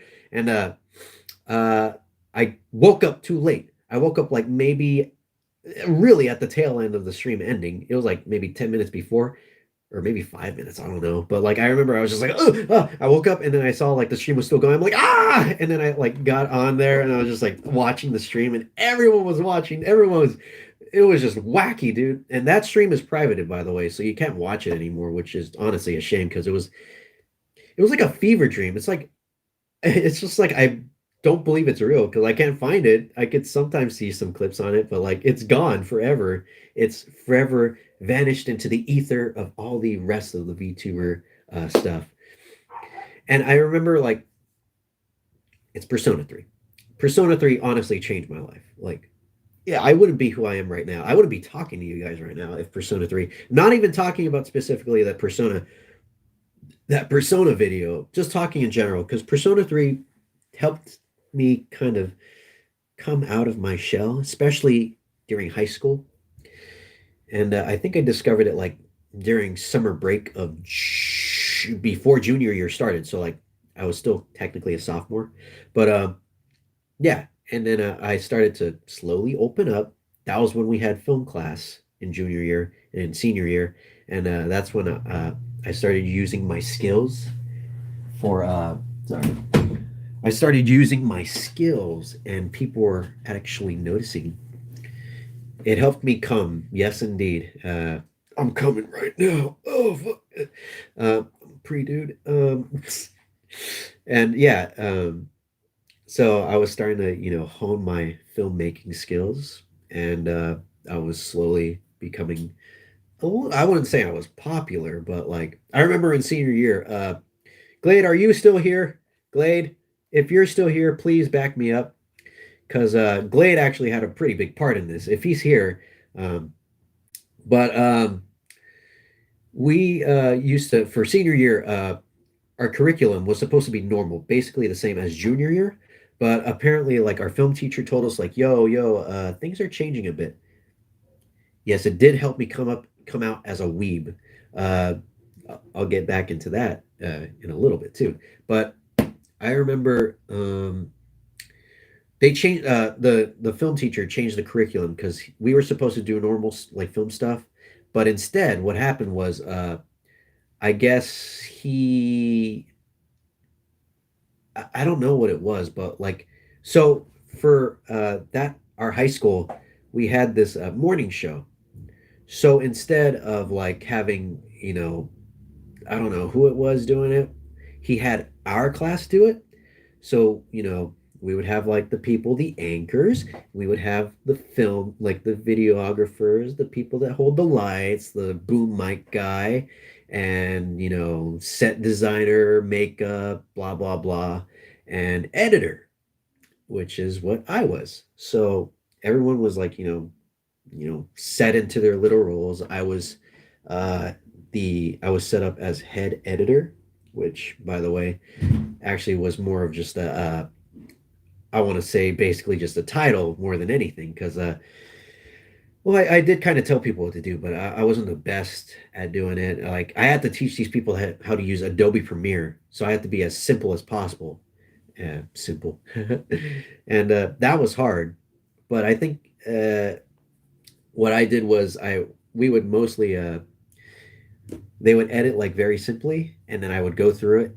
Like I would go through it and fix up anything that was messed up or not messed up, but I would just like perfect it, and then that would go to the film teacher, and then he would like work it all up together. And in that, while doing that, I was able to choose. So for like every episode, uh, we would have music that we would play in the background, and music that could play in the background of the morning show. And so I would play little to everyone's knowledge. I would put Persona music to play in the background, and everyone was none the wiser because it was just they wanted something poppy, something hip, something that could something that could wake you up and just like grab your attention, something that people would like, and no one would notice. And no one did notice, except for, of course, my friends who would like, or like my friends that knew about Persona, who would go up to me and they're like, "The fuck you doing, man?" They're just like, "Why did you put reach out to the truth in this?" I'm like, "Because I have the power and no one can stop me." I was literally drunk with power that year. And but yeah, that was like the year. That was definitely the year where I was like slowly growing into who I was, like who I am right now. Of course, I was still, a kid. I was still basically very juvenile. I was still learning. I was still having problems, all that. But that was like kind of the template, if you think about it, for who I would slowly become over the years.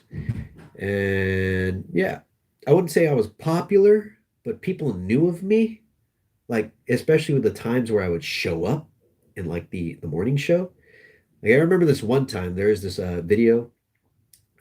You can actually see it on Figurative Sandwich. It's the I forgot what I called it, but it was like stop the bullying, protect our water bottles or something.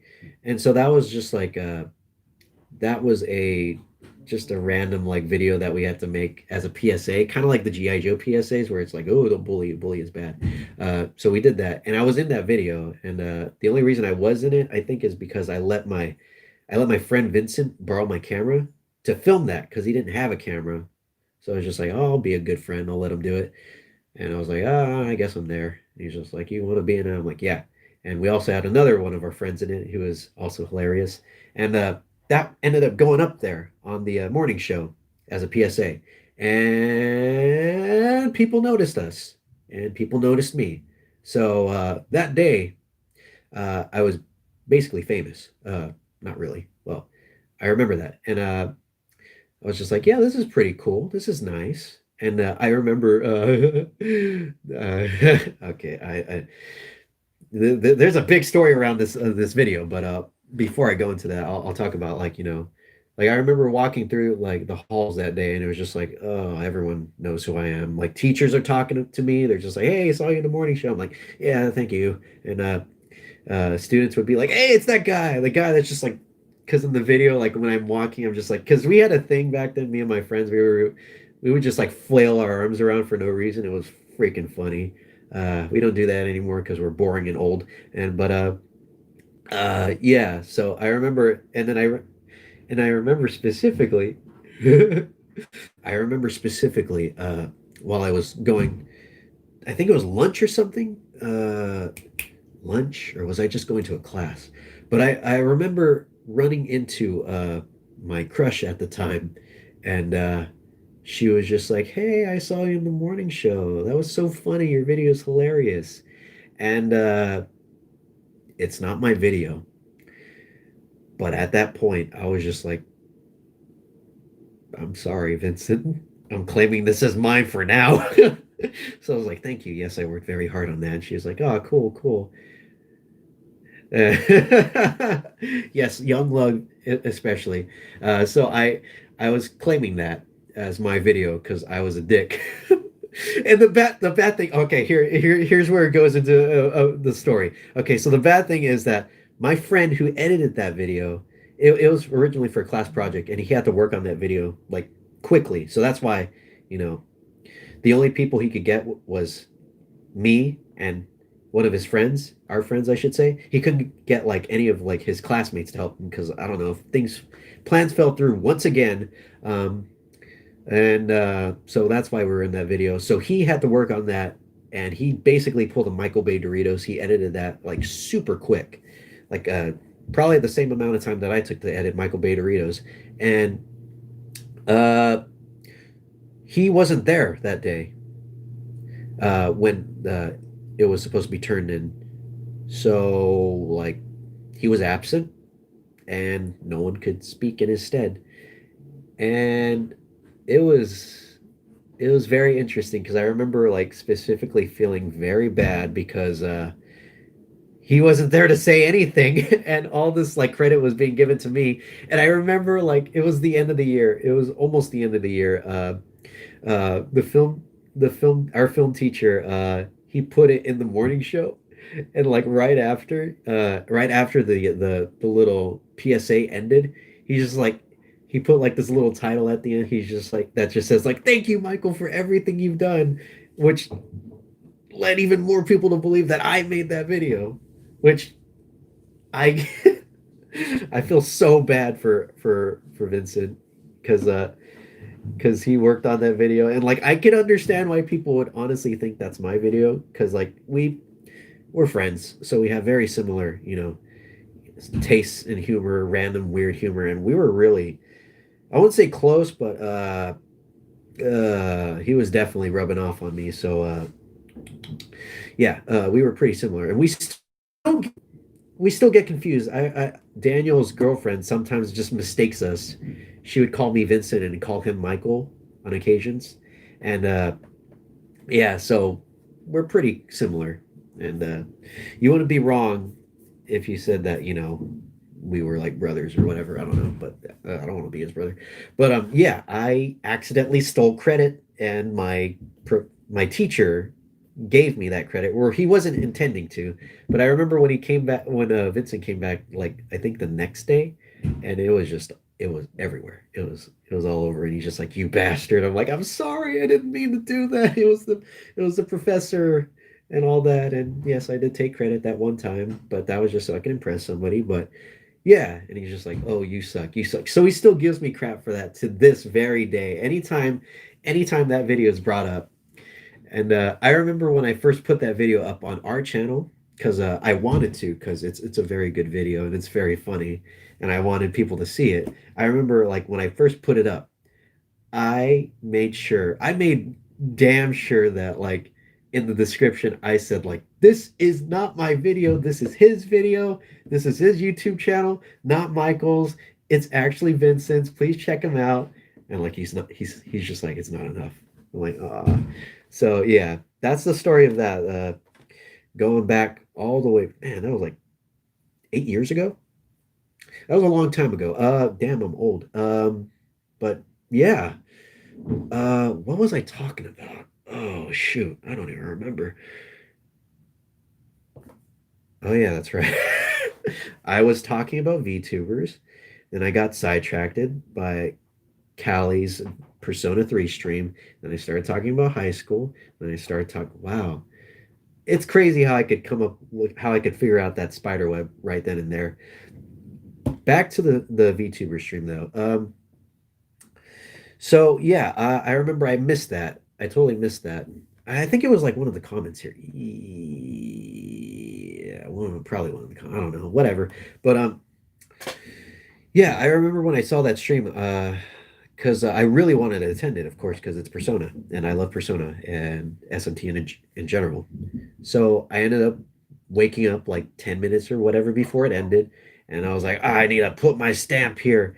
And so I sent a $20 donation because I was being very generous, of course, but I love this game, and I'm a simp, and yeah, she didn't read it because she was slowly going insane from repeating the same thing over and over again, which I totally understand. I don't think she ever read those super chats, by the way. I remember trying to look for it because I was actually kind of interested to see what she had to say about that stream in particular, but I can't find it. If anyone knows where that specific super chat stream is, let me know because I really want to hear her say my name and mispronounce it again. Uh, More on that later. Or actually, fuck it. I'll just say it. She had a stream yesterday. I donated $5, and then she mispronounced my name. She said Wolf396, which is one number off. But how? How? I thought that was funny. I don't care. I just thought it was hilarious. But like, how? But whatever. We won't be telling her anything. We're not gonna pull. Never mind. We're not gonna we're not gonna go to her Twitter account and just like spam her and be like, you misspelled Michael's username, you silly woman, you. But yeah, that was the most generous donation so far, and for good reason, of course. This was something I love, and yeah, and yeah, I've been doing that a lot lately. Well, not a lot. I think like max usually $10 a stream. I try to keep my spending for super chats very, very minimal. Like I don't want to go over like $50 a month. I think that's like probably what I'm gonna set as. If I go for a red super chat, well, God have mercy on my wallet and my soul. But yeah, I'm not trying to like go nuts. I don't really want their attention that much. But having them say my name sometimes is pretty cool. But I remember well, hold on. Where's that comment? Where's that comment? If she said your name, how would you feel? MC Gropes. So back to your comment, if you're still here. Well, this actually happened recently. What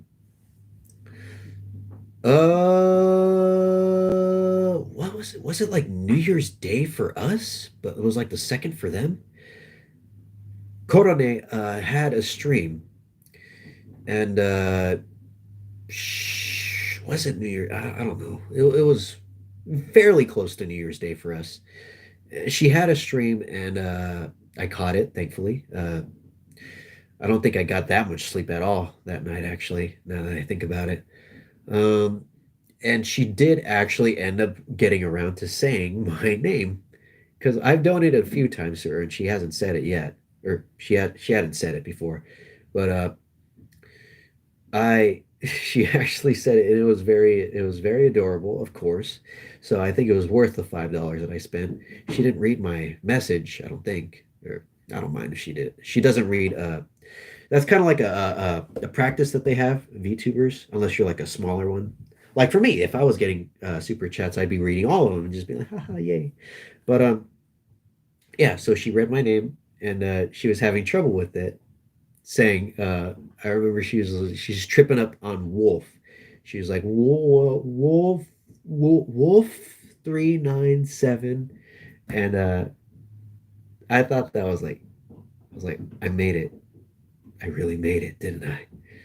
But yeah. All right, before we go off topic anymore, I think we'll just stick to VTubers and my thoughts on them. But yeah, VTubers are awesome. Like even how I have to dip out now to get some sleep. Have a nice day. Thanks, Candy Bird. You too. You have a good day too, and have a good rest. Okay. Don't wake up too early to watch VTubers. Yeah, to watch VTubers like I do. All right. Stick to a good sleep schedule. 12 to 8 if you can. I'm just kidding. Do what you want. But just stay safe and make sure you don't destroy your bank account like I do. Me gushing about VTubers makes me want to watch them. Honestly, dude, I wasn't expecting to get into them like I thought I would. But now here I am, stuck in the rabbit hole. You should probably, not saying you should, but if streamers aren't your thing, you probably won't like them. It's basically just a regular streamer in the guise of an anime girl. But if you're interested, I I recommend checking out the clips. If you don't speak Japanese, especially, check out the clips. Like they're not usually too long. Like you could find some that go for like 2 minutes, three, maybe five. Uh, and the translations can vary because there's no set one dude that translates everybody. It's just a bunch of like people just just fans, that want to spread the word, and that's how I found out about them. What did this? I observe the culture, but don't take part. I don't watch any of it. Just observe.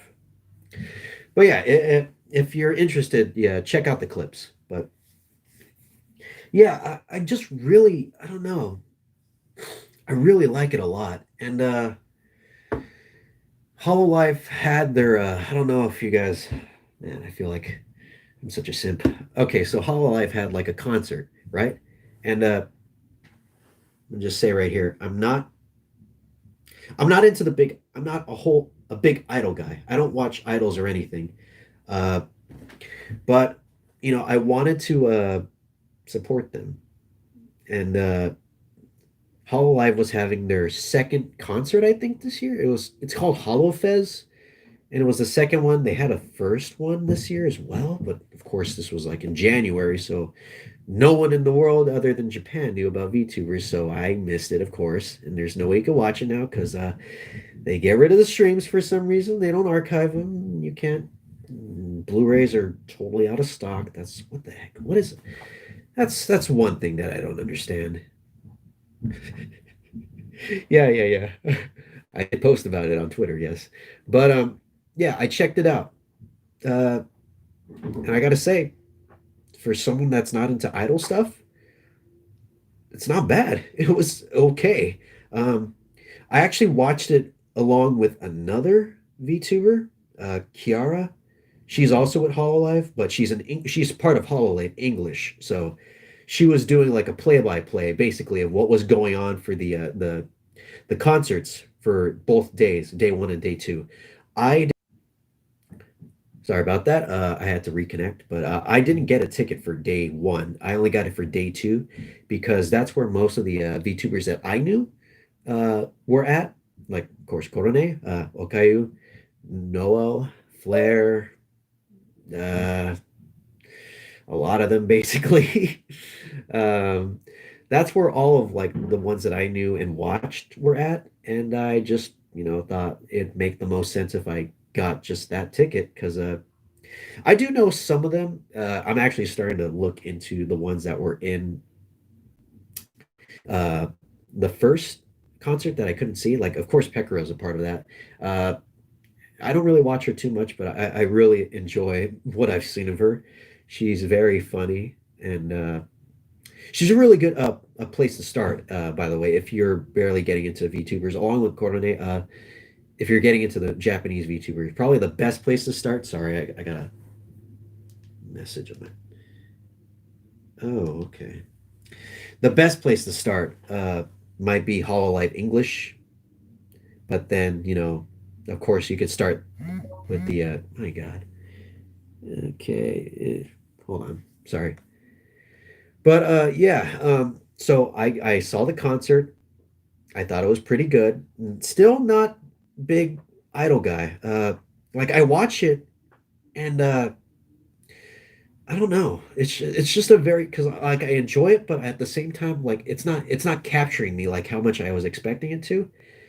And honestly, I wasn't really expecting it too much. I was expecting more like I'd be super into this, but the concert itself, like as an experience, wasn't the best, but the performances were really good. If you can understand what I mean, because like since this is a concert, during the coronavirus times, there's no audience.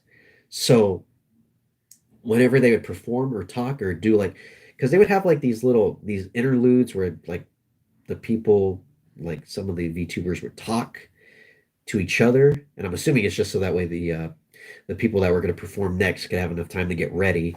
But like they would talk, and it's just like it would go on. I don't know if it's just because I don't know Japanese, but like it felt like it'd go on too long. And I know what they're talking about because like I go off of context. They're usually talking about like the performances that preceded that. So it's just like, it's this. Like I love them, but and like so there's that.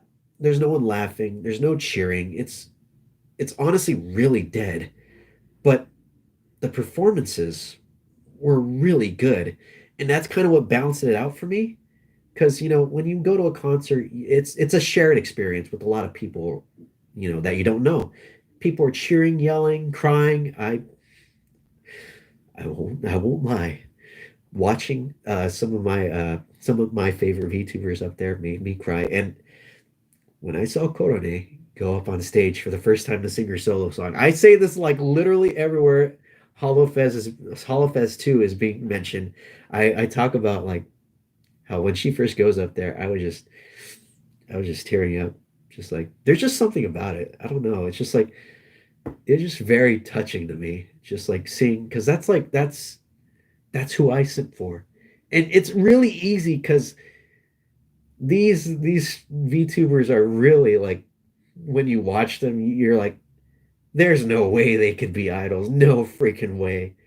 This girl's talking about freaking cutting people's fingers off, and then this girl's talking about just being she's horny or whatever. But like you kind of forget that they're supposed to be idols.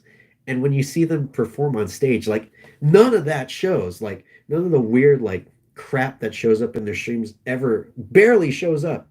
Like if you look at chat, you'll see references, but like that's not there. It's a totally different experience. You're just seeing like these very talented women as avatars go up and sing.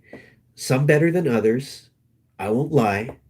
Korone is not the best singer in the world, and in fact, I uh, I discovered another VTuber through this concert, Suise, I think how you say her name, because honestly, I wasn't really paying attention to too much other than Korone, Okayu, and the ones I really already knew, which is mostly just those two, and so I wasn't really like anytime like others would go up and sing, I would kind of tune out like during the first viewing, but I'm trying to get my money's worth, so I'm watching it like multiple times. I watched it twice or three times actually, two and a half actually, because I didn't finish that third time. But the second time, I was actually getting into it. Like, I was starting to watch it. I was starting to really appreciate everyone's singing and stuff, all that. And like, and then I saw Suise's and I kind of brushed her off. I was like, whatever. Just another idol that I don't care about. Where's my dog god? Let me see her. And well, let me drink. But she, for her solo song, Suise, I don't know how to say her name. If anyone knows in the comments how to say her name, if you could potentially give me a guide on how to say it, that'd be mucho apreciado. But she sang a song. It's an original song actually, because a lot of these were actually covers. An original song called "Next Colored Planet," I think. And like when I first heard it, I brushed it off. But the second and third time I heard it, I was actually really captivated. It's a really good song. And I was just like, I remember I was editing one of the videos. I forgot which one it was, but like I was editing it. And like I just I had like the stream in the background and I just kept playing that over and over and over and over again because it's really like trust me dude, like seriously, even if you don't care about VTubers, trust me, you need to check out this song. This song is really honest to God really good. Like, I'm not even lying. Like, and I don't even like J-pop that much or K-pop or all that. Uh, this song, this legitimately very well constructed, very well made. It's catchy. The singing is, she's a great singer. She's amazing. And apparently she's really good at Tetris. So if I ever meet her in real life, I will marry her. But yeah, it's a really good. So I was playing it over and over again. I was like, this is getting annoying. Do I really need to keep playing it over and over like this? Like, because I had to like, I was switching from Adobe Premiere back to the browser, back to Adobe Premiere, back to the browser, and it was kind of annoying having to do that. So I was trying to figure out like, is this on YouTube Music? And I looked it up, and it was there. It was there. A little different from her performance, but the the studio version, of course, is more it's more clean. It's more perfected. So I wasn't really losing much. And honestly, she sounds the exact same because she's super good at singing. But and then I put that on, and I was just listening to that song on repeat for ages. Like literally, that was the only song I had. It one song set to repeat, and it was that song. And I listened to that song maybe 4 days straight. That song, only that song, and I don't regret any one of those, any time of that moment at all, because it was super duper catchy. Yes, it does have a very warm feeling. The best way I can describe it is having like it's very disco-y, and I love the brass in it. The brass is just it goes insane, and there's like that breakdown in the middle, or maybe like closer like middle end of it, and it's just like ooh, ooh, and then the sax come in, you're like, whoa, calm down. But it's a really good song, and I remember like realizing why am I like I felt like myself like I was getting better. Like I don't know what it was. Like I felt like I was slowly improving. Like this was near the end of the year, by the way. So like the 30th, the 31st or so. It wasn't exactly New Year's, but it was close. And I felt like inspired. And I think that's like, yeah, this song like was really inspiring to me. I can't understand the lyrics at all. I don't have to restate why I can't understand the lyrics. I'm pretty sure you know why. But um, I couldn't understand it, but because music is a universal language. You know exactly what the mood of a song is, no matter what. It could be, you could not speak any language and you could still understand, like, because, it speaks to our hearts, and music is a very important, like, is a very important part of, our world, because it's a way to get, very complex ideas, I feel like, across very simply. Sure, a lot of songs are love songs, and it's annoying, but then there's songs that you see communicate a message. They talk a lot more about maybe something like like something that's going on in our world. Like it doesn't have to be politically driven or anything, but like I don't know. I really love music for that, and for being able to communicate ideas like that. And if I could make a song one day, I would like to do something like that. Like no stupid love songs or anything. Or there's nothing wrong with love songs, but like I want to do something a little bit bigger. It'd be a punk rock song, but bigger. And punk rock songs are very well known for being about that. That's facts, dude. You feel the music, it touches your soul. Exactly, MC Gropes. That's exactly what I'm talking about. Thanks for you condensed it down to a pretty good uh chat, a chat comment right there. I couldn't have said it better myself. I do kind of ramble on, so I'm glad to have someone like you to condense what I say into something more digestive. Kind of like this tiny goldfish. But yeah, this song is very inspiring. Very sorry, I was just chewing really quick. Very touching. It does get me pumped up, but at the same time I get emotional singing about it. And I didn't know why. I honestly didn't know why for like a day and a half why I kept listening to the song and just like feeling something. There was something I was feeling. I couldn't put my finger on what it was.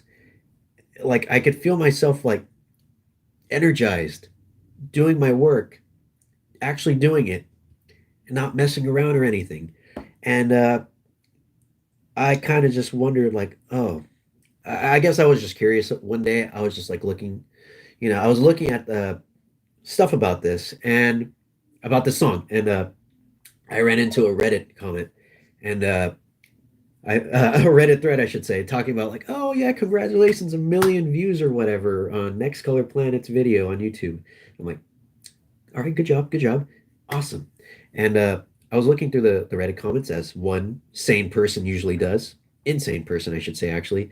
And I ran into this comment. It was a reply to another comment, but it was saying like, I think the first comment was just like, damn, this song make me feel things that I don't usually feel.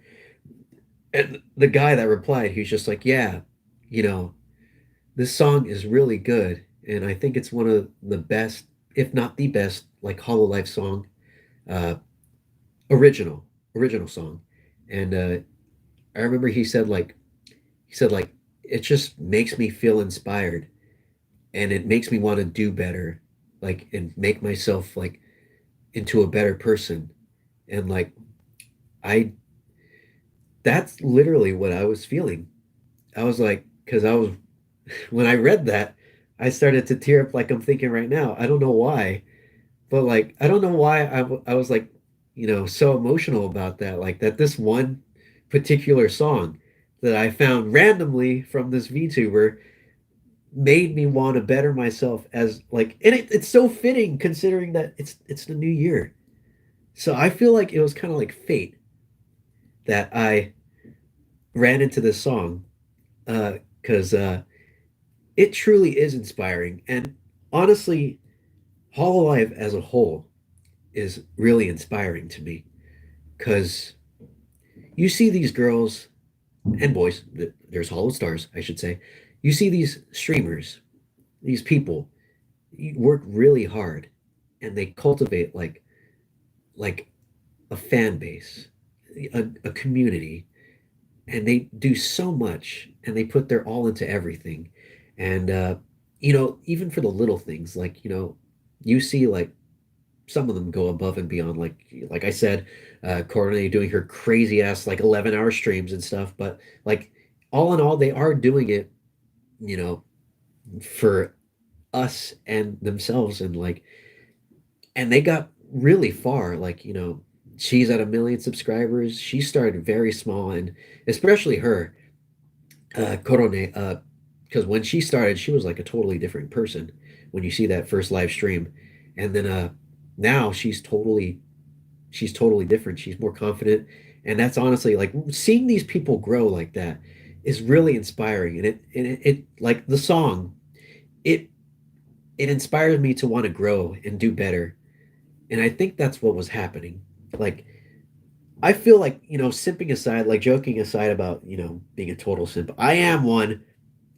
I am, but I feel like ever since I found Hololive, I feel like my life kind of improved. And I know that sounds sappy, and it really is. But I feel like ever since I found that random stream of Korone doing her 3D shit, uh, I feel like I just kind of became more positive. I feel happier, and it might be a very dramatic to say that like that they did this. Oh God, my screen's going wacky, dude. What? Sorry. I think my screen just did like a it did like a why does it gotta be like this? It did the yellow tint thing whenever you want to like have the night light on. But yeah, it was just really jarring. But yeah, I feel like I'm improving somewhat. And like ever since like I saw that, I found that particular song, like that's what made me figure it out. Because like I didn't really think about it. I was just like enjoying like every day I would have like something to look forward to because there's just an unending amount of content for Hololive and just watching it just even if I'm not donating or having my name set or anything, it's really enjoyable and just seeing these people do so well, it's just really inspiring and it just makes me want to work even harder, which is what I want to do here. I don't know if any of you guys saw me pour my stupid heart out on New Year's Day on Twitter when I blew out like a gigantic just like thread just talking about like this I want to do this bad, thank you, because 2020 honestly for me was a really, like I said, a polarizing year because like it was awful.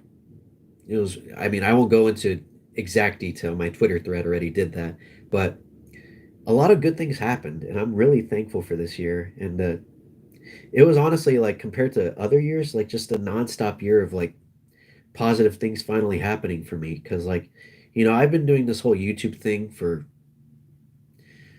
really long, really long, like 2008. This channel in particular, I think 2008 or 2009, maybe 2008 because I was in middle school, but really long time. So for myself to actually get you know subscribers like this uh, in the thousands, that was something I previously thought was unobtainable. And now I'm at 4,000, almost, I wouldn't say almost, but like, 300 more subscribers, and I'm at 5,000. I honestly wasn't expecting to get even close to here in like 5 years or so. I was expecting it to take even longer, maybe. But yeah, and seeing that, like, that could happen to me, and that's happening for these people in Hololive is very inspiring. And I want people to be inspired, hopefully, by me, because it might be hard.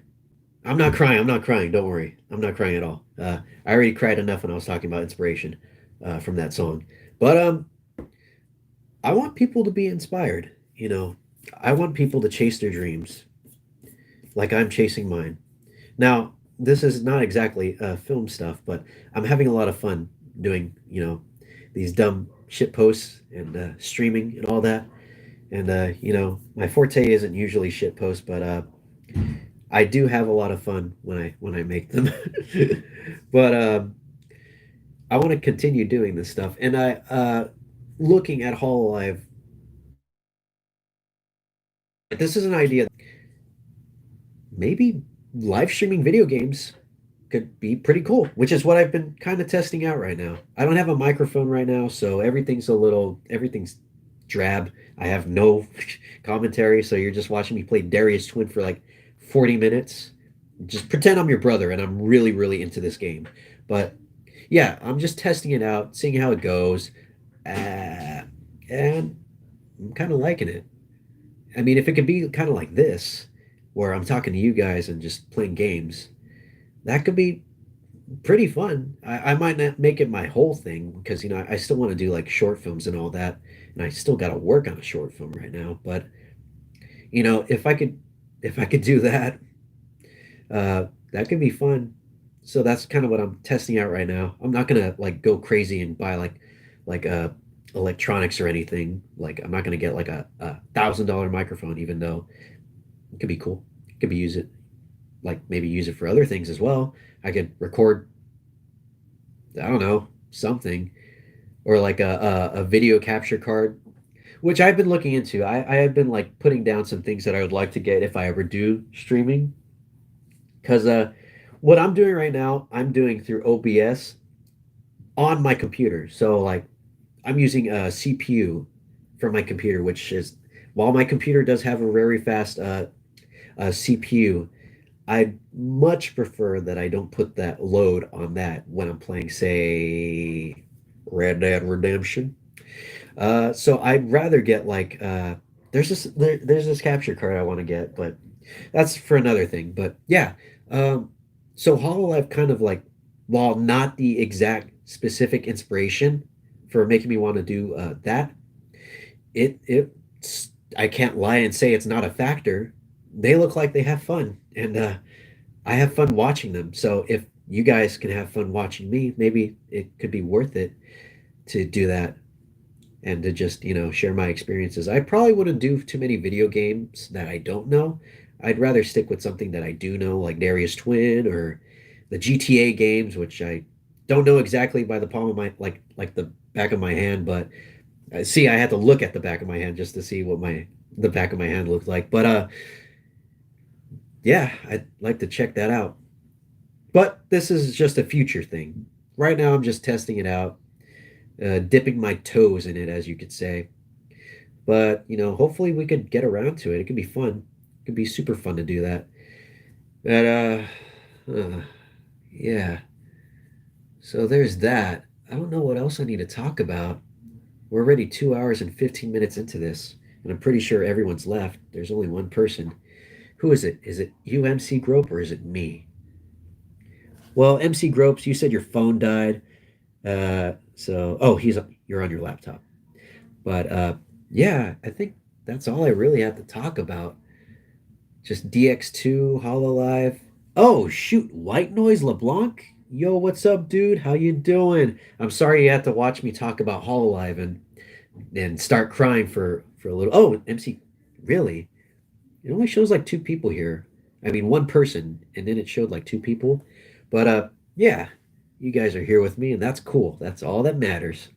But yeah, sorry you guys had to listen to me talk all about Hololive and DX2 and me crying, and I mean for good reason.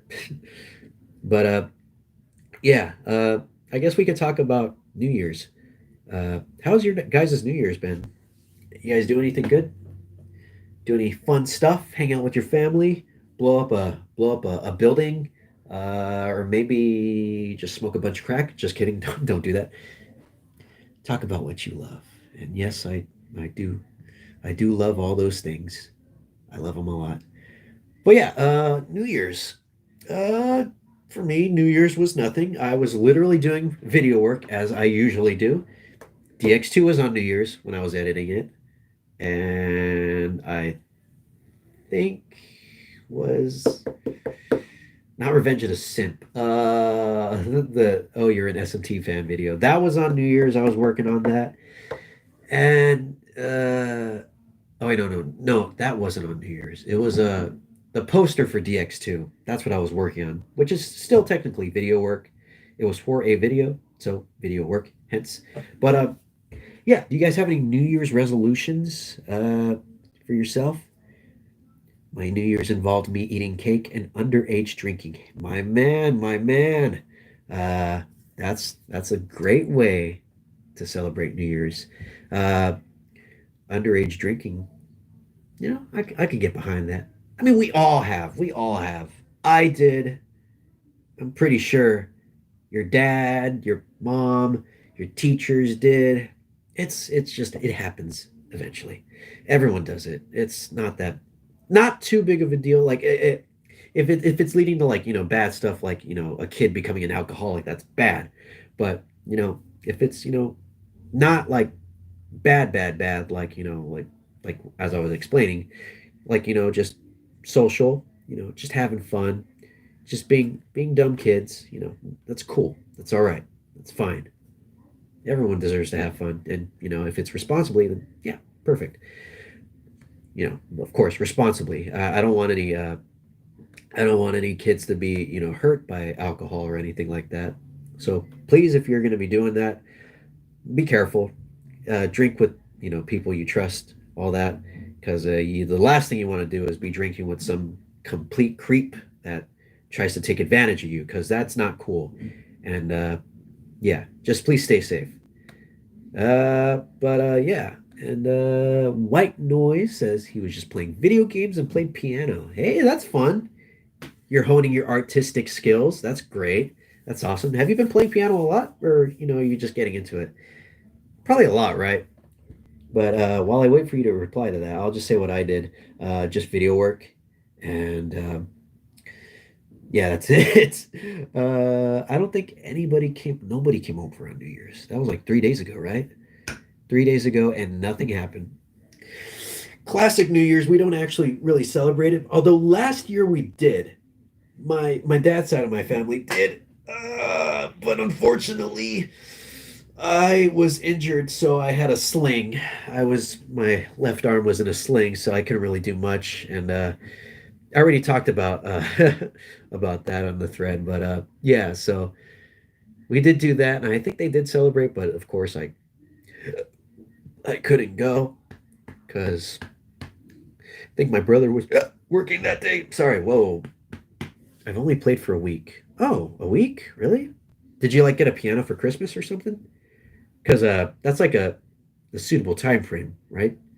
A week, because yeah, because it's like New Year's Eve is like 6 days after Christmas. Oh yeah, yeah. I knew it. I knew it. I knew it. Yeah, yeah. All right, man. I'm so smart. Uh, Hit it with the bullseye. Yes, indeed. That's why they don't call me Cowpoke Justin for no reason. But yeah, New Year's. Do you guys have any resolutions? Anything that you? I know resolutions usually never go fulfilled, especially if they're fitness related. People buy that fitness card, that fitness membership for that the 19th of fitness, or that exchange of planets or exchange of bodies. Uh, but I kind of have a resolution or a few. Um, One of them is this is actually a resolution that I wanted to do last year, but since I was injured, I couldn't do it. But one of the things I want to learn how to do this year is I want to learn how to do an ollie on a skateboard. I'm being completely serious, by the way. I would love to because I got a skateboard. One of the things I got with that $500 of Amazon cash was I got a skateboard, and it's a penny board, but it's like a full size penny board, like official too. It's not like a cheapy one. That was like 80 something dollars, and I got it, and I rode it around, and I loved riding it around. It was fun, but since it's a full size board, it's also the perfect thing to use for doing tricks, and people have done tricks. I've seen videos of it. People say it's a little harder because the grip is a little weird because penny boards have that weird grip where it's like a waffle, where it's just like you see the ridges and stuff. It's like this. It's not like actual grip tape. It's just a bunch of diamonds, and that it grips, it works, but like apparently for like sliding your feet, like you're sliding your shoe, like to like flip and stuff, it's a little bit difficult, but people have done it. Like I saw my brother, he did like a pop shove it with my skateboard, so it's possible. Anyone could do it. But and yeah, they even show it in like they show it in the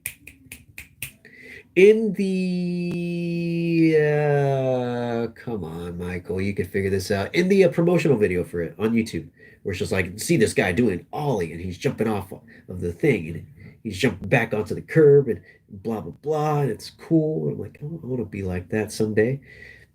Skateboarding is something that's kind of been a part of my life, not like a big part, but it's been there. It's been in the background, and it's probably why I dress up like a skater. Probably because I've been influenced by Tony Hawk's Pro Skater since like a very young age. But yeah, I really would like to learn at the very least in Ollie. That would like just make my year. Like no puns intended or anything. But if I could do that, I'm set for life. And another resolution I have, and this kind of came recently. You'll see why. Another resolution I have is I want to kind of start learning Japanese. Yes, I know, I know. You know exactly why I want to start learning Japanese. You know exactly why. But I mean, it's not the only reason, okay?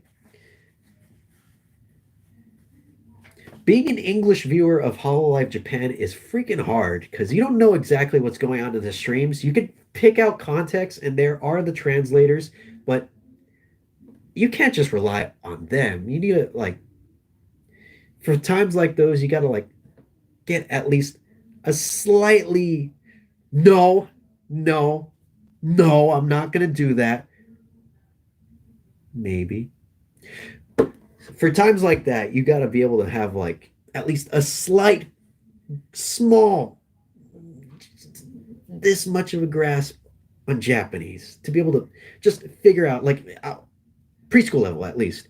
I would like to be at least as smart as a preschooler is Japanese wise, so that way I could do that. And also for whenever I do eventually go to Japan, because that's something I would really like to do. No, I'm not going to break into Hololive headquarters to go and try and find her. I just it's a really charming place. Mostly speaking of Tokyo, because that's what I'm most familiar with. But I wouldn't mind like going to other places like Osaka or uh, Osaka or Nagoya. I think that's what it's called. I think those are like the three big major cities in Japan. I think if Devil Survivor 2 is anything to go off of, yes, yes, I know. That's the only reason I know mainly about Nagoya is Devil Survivor 2. I know what Osaka is. There's Kyoto as well. I'd like to check those places out, not just Tokyo. Uh, so yeah, being able to know at least a little bit of Japanese could help. So I want to try and learn a little bit of that. And I don't know what I'll use. I'm probably not going to get like an actual honest to God teacher, but I remember watching Game Grumps, and Aaron was talking. Yes, I know. Aaron was talking about this something called Pimsleur, and if he's recommending it, uh, could be pretty good. So I'll check into Pimsleur, see how much it costs, and if worst comes to worst, I'll find an unauthorized way to acquire Rosetta Stone or something to start my learning of Japanese. But I heard Rosetta Stone's not that good. But yeah, being able to that would be cool. Being able to learn Japanese, and I know it's kind of weird that I'm going to learn that over Spanish, uh, because Spanish is probably like one of the easier languages and would probably be a bit more beneficial for me since I live in Duolingo. Isn't that the one with the owl that wants to kill everybody? But yeah, Spanish would be the most beneficial for me, monetary wise and just opportunity wise, because I live in California, so English and Spanish are very, very common here. And I'm pretty sure an employer would totally be down for someone that speaks both and is bilingual. So kind of crazy that I White Noise LeBlanc. I want to learn French this summer. All right, all right. Is that one of your resolutions, or is that just something that you had in mind for like, you know, since the very beginning? Yeah, it doesn't have to be a resolution. It could just be like, I just want to do this. This is what I want to do. Blah, blah, blah. You know, you don't have to set everything like as a resolution because, of course, it's kind of just like I don't know, how do I say it? It's kind of more like just like, when you set like a resolution, it's just like most of the time you're setting yourself up for failure. But I mean, it's a good motivator. You say like by the end of the year, I want this to be true. And if you make it happen, then awesome, awesome. It's good to have like at least something to motivate you like that. It's just the thing. Okay, yeah, yeah, that's good. That's good. That's probably better since that's just your passion. That's what you want to do. You're not like putting it all on just like New Year's and just being like, yes, I'm doing this for the new year. You're doing it just because you want to, which is maybe better than me for wanting to. But Japanese is something I've been wanting to learn for a little while. So even before this whole Hololive thing, even before like all that, because like I said, I do want to go to Japan someday. But yeah, and let's see. So that's one of them, or that's two so far, and live streaming is probably definitely going to be one of those. So that'll be the third one. We'll figure that out. That's something that's definitely going to happen. Like, there's no doubt about it. That's because it's not like I need that much equipment right now. I'm pretty set. I got the computer. I'm just waiting for my graphics card right now. By the way, I ordered a graphics card in November. Uh, the 6800 XT from ATI or something. Or what are they called? Uh, Radeon. They do the Radeon stuff. But I ordered it and I'm still waiting. I ordered it from some random shop. And my friends like to joke about it being like a scam. It would kind of be hilarious if it was. This is the second one I've been to. I'm glad you can make it because I know you left a comment on the post that I made about like, ooh, should I hold a stream tomorrow? And I feel bad when people say they can't make it because like I know that a lot of you guys are in like different time zones, and that might make it's the Hololive situation. It's all coming back to oh God, it's just like this is the origin of it all. Uh, like you're all in different time zones, so it's all kind of like wacky and wonky. So like I don't know like what I started at 2 p.m., right? And it's already 5:51, so it's like gonna be 6. And man, have I been streaming for that long? Wow, wow. Yeah, like 3 hours and 30 minutes or so. But yeah, so time is really weird for you guys, and a little bit for me right now. I actually got to do something in a bit. But yeah, so I know that not everyone could like watch it. Like I remember when I did the stream for the Friday night chillax and play Jack Bros thing.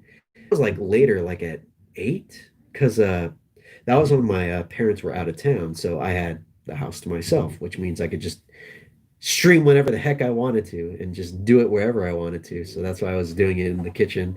And yeah, so I'm just glad you were able to make it, dude, because I know you said you missed it. You missed most of my streams, and I'm usually not good when stating exactly when I'm going to stream. Like I literally just set up the stream like maybe 2 hours or so before I was going to do it. And of course I was late for that because I always am late. So I had to set it like 15 minutes ahead.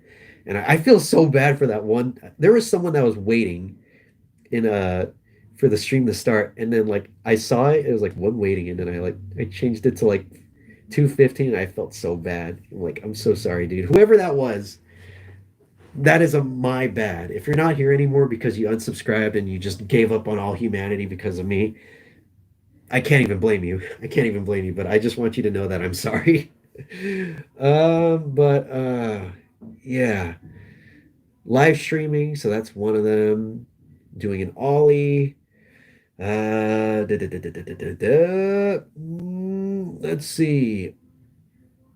What was the other one? Oh yeah, learning Japanese. So that's 3 right there. I guess another one I want to do is maybe try and do another short film because I know I'm working on. I don't know if you guys know about it. There's a teaser trailer on the other channel, our channel, Figurative Sandwich for the prologue of SMT SC, uh, called just SMT SC Prologue. Yes, I'm great at giving names for things, but I know I'm doing that. But that's something that I filmed a long time. I filmed like when I first started filming that was like last year in March. Uh, and I was still, yeah, on my, I was still off work. So I had all the time in the world to film that. And that's what I did. So I did all that and I edited most of it. I still got to do the effects and stuff. So I know I'm doing that, but I kind of want to do something original. I don't know, maybe another SMT short film, but I don't know. Maybe. That's kind of like my wheelhouse right now. I mean, I'm the only one that's doing the SMT short films. Who else will do them? Not Jack's films. Uh, that wasn't even a good reference. He doesn't even do short films, does he? Does he? I don't know. I haven't seen Jack's films in a while. All I remember him doing was like the Snuggie video. I was like, that's funny, but I never subscribed to him or anything. But yeah, yeah. So maybe a short film could be cool. And oh, maybe if I could somehow go viral again, like that would be awesome. Like going viral again, because like when the Persona thing happened, that was like super wacky. That was like, I remember that specific day when I first saw that happen. Um, when I saw the views just explode, it was something. It was something because I was at work too. So just like seeing that, and I was just like, oh my god, I'm at the worst possible like place I could be for this. But like and I was super ecstatic that day. I was like on cloud nine. That was why I subbed to you, to be honest. Oh, yeah, I'm pretty sure that's why a lot of people sub to me. Uh, Definitely not for like freaking Paladin's Game Castle. That Persona video was how I found you. Yeah, I'm not really surprised. That's actually how I'm pretty sure everyone found me. Uh, the video actually, all right, so I don't know how many people can see this. I do have the analytics as, I think analytics for videos are public or you can make them public. So I don't know if you guys can, if seen it, but the video actually did go get a little big in Japan for a bit. And I don't know why, but I just all of a sudden started seeing like some like Japanese comments. I don't know what happened, but when I first saw them, I was like, "Oh shit, maybe I should do something about this." So I ended up putting subtitles. Yeah, there's a lot of Japanese comments actually. Yeah, so I ended up deciding to put Japanese subtitles, so that way, for any other people that happen to stumble upon it in the great land of Nihon or Nippon, they'll be able to figure out what exactly the Twitter thread is saying. So I did that, and when I did that, it exploded. Um, a lot more views and a lot more Japanese comments, and I could not read any of them, but I did use Google Translate. But I'm pretty sure that's not exactly um, precise, but it was able to get the general gist of it across. A lot of them talk about grass. I know why they talk about grass, but I just thought that was funny for me to say it like that. Yeah. So that happened, and that was pretty cool. And honestly, I felt it right to put Japanese subtitles because Persona is a Japanese game. Yeah, there it is. There it is. It's the W's. It is a Japanese game, so it only makes the most sense to be able to include the Japanese fans in on this as well. And I'm glad that they liked it. I could kind of see that they did enjoy it a bit, and that makes me happy. It's pretty cool. It's pretty cool that I'm spanning the world, I guess you could say. But I mean, the internet makes it really easy for you to do that. But the fact that like Japan actually overtook America for like a solid week is awesome. I was actually big in Japan for once. And yeah, I think I'm gonna try and start like not exactly aiming for like a Japanese audience, but I want to at least include them because man, I'm such a weeb. Oh my God. Um, but yeah, thinking about international stuff is always good. You don't want to focus specifically on like like for example, me, America, where I'm at, because you're alienating a lot of people. And I know like, some people can speak English and stuff, but like it wouldn't hurt to like try and include, you know, especially Japan for me, the Japanese audience, to try and include them. That could be that could be a good idea. So maybe that'll be something that I'll try and strive to be. Yeah, I'm still wearing the cowboy hat. I know. But once you go cowboy, you can't go away, boy. Uh, uh, uh, uh, uh.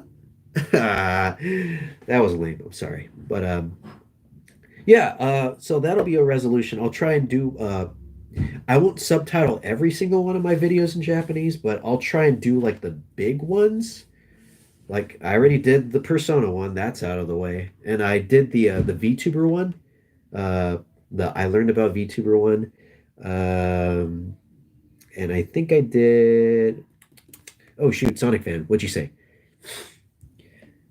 Also, how's it going? It's been like 2 hours since I left stream for a bit. It has. Oh my God, it's almost, overall, I've been streaming for 3 hours and 40 minutes. around that, maybe a little bit more. But damn, I've been going for a long time. This stream is like way longer than the first one that we had. But I'm going good. I'm actually kind of feeling a bit hungry, and I am supposed to do a few things really quick before certain deadlines happen. So I might have to end it pretty soon. But I'm just talking about like just what happened. Just what happened. Oh, they're right here. They're right here. Your comment just came at the perfect time. Yeah, whenever I do these streams, I don't really sometimes I just forget to eat. Like, because whoever like recommended I have like a different treat. I want to try and do that. But sometimes I just forget to eat when I'm talking and I get really hungry. But don't worry, I won't starve. Um, when I was in self quarantine, I've gotten used to starving because I would have to go like the entire day without eating until everyone went to sleep. So I'm basically an expert at not being hungry. But right now I haven't ate anything all day, which I don't know. I don't even know what I'll eat. I'll probably try and make something. But yeah, as for New Year's resolutions, I don't have any. Um, anything else? I don't think. Um, and of course, I don't want to put my goals as specifically into my New Year's resolutions because I'd rather let them come naturally. I don't want to like set all these things like as as just like something for just this new year. I want to set these as my own personal goals, not just to follow a trend or a fad or whatever. I just want to try and achieve them myself. And hopefully I can. Hopefully I can learn Japanese. Hopefully I can learn how to do an ollie. Hopefully I can appeal to a international audience, if you can say I am. I'm just a dude. And hopefully I can live stream, which I'm pretty sure will happen. We don't even have to hope for that. But yeah, what else can I talk about? Probably not much, and I'm pretty sure some of you guys want to leave already. Most of the people already left, and I understand. I'm just simping and talking about my feelings and just blah blah blah. I'll look through the comments a little bit before I leave, though. MC Group says the skater kid in you is coming out. Yeah, yeah. It's been coming out for a while. It hasn't left yet. It's just like an unending, like just stream of skater boy just coming out. I literally have Avril Lavigne inside me, I guess. I don't know.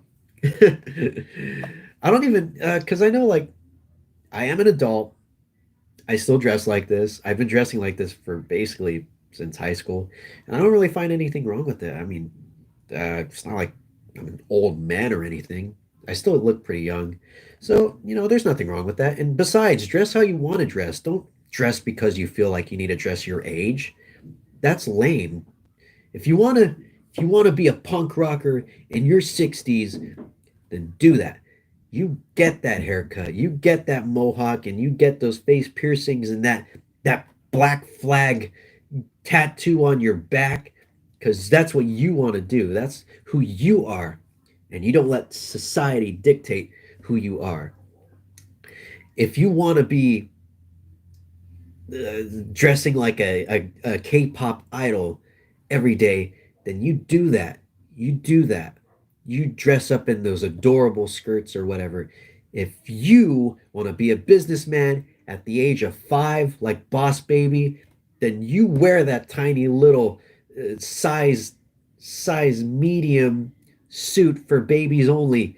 You wear that and you don't let anyone stop you and you run that business and you hold that briefcase that's 3 times the size of your body.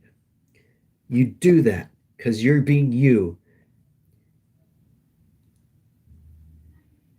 Maybe not wear that maybe not wear that, okay? Actually, just do whatever you want to do. Do what you want to do, man. I can't tell you what to do. If you want to wear that, please do. Be true to yourself. I just personally wouldn't wear it, but yeah. I don't really see my style changing anytime soon. No, no. I like it. I feel comfortable. Like, sure, I'm boring. I don't wear like I usually always wear like these kinds of plain shirts because I don't know. I just don't really like having logos on me. Feels like a whenever I wear a logo, I feel like I'm a billboard. Like I'm just advertising whoever made the shirt. And I know that's exactly why they do that because putting a logo on there, your logo on there is basically free advertising. And it's smart, but I won't do it. I won't do it at all. No, unless I'm at home, then I'll do it. Or unless I'm at work, then I have no choice but to do it. But for me, it's all about those plain T-shirts. Unless it's like a hoodie or something. I do have a Fallout hoodie and a Totoro hoodie, and I like wearing them because, well, first off, the Totoro's one is adorable. MC Grope says it suits you pretty well. I can't see you in anything else, to be honest. I know. I've again, it's a part of my me because I've been doing this for so long. It's like I've been doing it so long. I don't want to like get away from it because I'm scared of change. But I'm not actually scared of change. I just like dressing like this. It's fun. But what was I? What else was I gonna read? Let's see. I know I saw a comment here. Life lessons with Wolf 397. Yes, indeed. I'm not the most inspiring person, but I want to try. Ever since I found Suisei's song, I am just full of inspiration. I honestly do want to do better now. Like, I don't know if it was just like my emotions getting to me at that moment in time, but like that point, I was just like, I want to do way better. Why? Just why? Why do I want to be like this? So yeah, hopefully I can somehow better myself. And I'm gonna be honest. If I ever send like a red super chat, I think it might be to her because that song really does mean a lot to me now, and I think she deserves it. She's an amazing singer. I need to listen to more of her stuff. I don't know if I'm gonna be like I'm a big old like big into like the big old like J-pop thing, but uh, she's pretty good. So I'll check her out. I'll check her out. Fubuki also had a really good song as well. That was apparently a cover called "Say Fanfare" or something, and that song is adorable. And let me just talk. All right, let me just talk about a few of the songs from the Holofest. All right, so wasn't expecting much when it first started. I was like, eh, but then like the first song that they had was sung by Luna. Yes, I know. I'm sorry. I know I'm simping again, but it was sung by Luna, who I really don't know too much about, and I still don't. But I'm watching clips of her, and she seems cute. Um, but she sang a song called Hajimete no Chu, which means my first kiss, I think. I don't know. But like when she sings it, it's super adorable. Like I remember like I was super like I was entranced because like I was like, oh, listening to her sing. Because I guess she's like a baby or something. She's like 0 years old. But she like when I listen to other people's like covers, because I guess it's a popular song for VTubers to cover or something. Because every time I see like a karaoke stream, that's like one of the bigger songs I see on there. Because it's like, this song again? Fuck, not again. But like when she sings it, it's super endearing. You can actually find the her performance of that song on YouTube. So if you just look up Hajime Te no Chu, Luna, it's like one of the first results, and no one, they haven't gotten to take it down yet. So good on them. Good on them for evading YouTube, because apparently there's a lot of illegal streams of that. I remember seeing that in the comments of Kiara's, where everyone's just like, "There's an illegal stream going on. Tell somebody."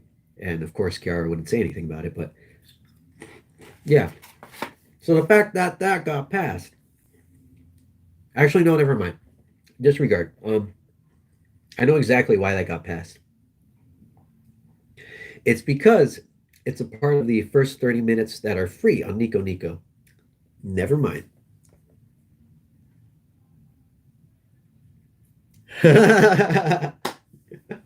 That is so true. It's been 2 hours and 50 minutes, and literally 8 minutes of that were dedicated to us watching that video. And I talked about the the short film for like 20 minutes, and then everything else was just like Hololive, Hololive, Hololive, Hololive. Uh, but that's just, what I really wanted to talk about. This was all just a ploy, by the way. I'm using that as a stand-in, and you all fell into my trap. Ha ha ha. I'm sorry. I'm sorry for doing that to you. This is probably worse than when I did that with Super Bad, but at least this time I'm actually like talking to you guys. but shit. But yeah, that song's good. Check it out if you're not into cute stuff. I'm not really into cute stuff that much either, but uh, I give an exception for that because it's really cute, and I almost got diabetes. And let's see, the next song that I really liked was Fubuki's song. I already talked about that. It's a really good song, super cute as well. And then there's another song. I don't know the song of what it is, but it was by some blonde VTuber. I don't even. I think her name's like starts with an A. Aki, Aki something.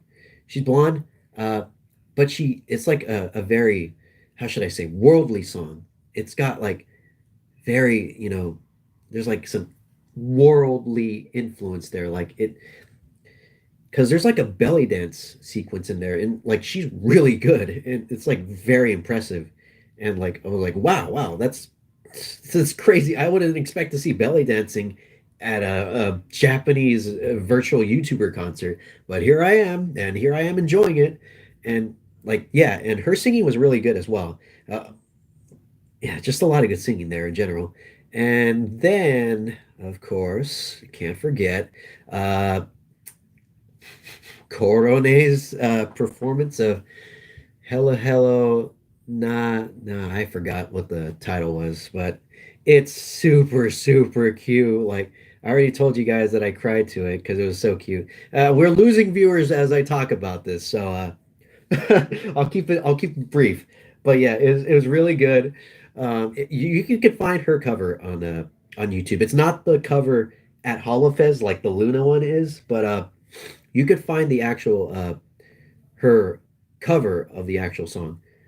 Imagine donating me, donating me, like donating you to like a virtual tour. Like I pick you out of the screen. I'm just like, please take my Sonic Fan 29 as payment for entertaining me. uh, uh, oh, imagine donating money. Uh, I don't need to imagine. That ticket, by the way, was $60 for one night out of the 2 nights. So altogether, you would have to pay $120 unless you got the double pack, which is 110, and that's freaking crazy. That's like because I was actually consulting one of my other friends who is more into the concert scene, a virtual singer scene.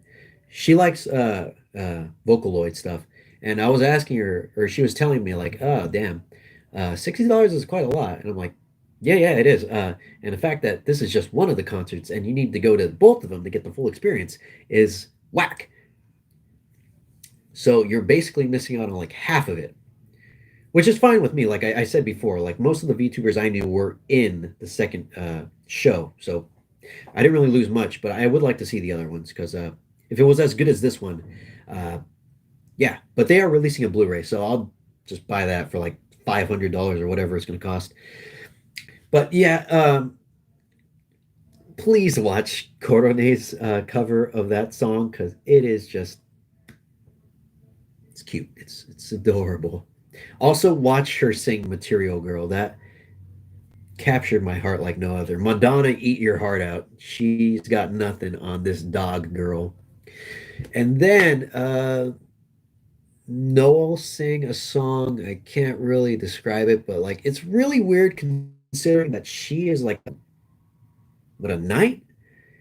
But she's like a knight that's singing like this weird poppy, like very very fun like dance song. And then of course we got Suise, and she did fucking awesome. Like looking back on that, it's like damn, damn, that's good. It's close to the exact like actual recording, which is really one of the biggest like compliments you could give to an artist is that they sound almost exactly like their studio performances. Because when you sound that good, then that shows that you don't really need that much like processing or mastering or anything for you to be that great. Uh, Not to say that anyone that uses auto tune is untalented, like not skilled or talented or whatever, but you know, it's just like wow, it's like I'm literally just listening to the album. And then they have like they have the performances where they perform with like other like you know like together or something. And I remember there was this one where it was like three of them. They were like singing the song about like sweets or candy or something, and that was a really catchy song. And I guess they were paired up together, like all three of them were paired up because their voices are really like uh, how should I say this? Actually, this is how I'll say this. This is how chat said it.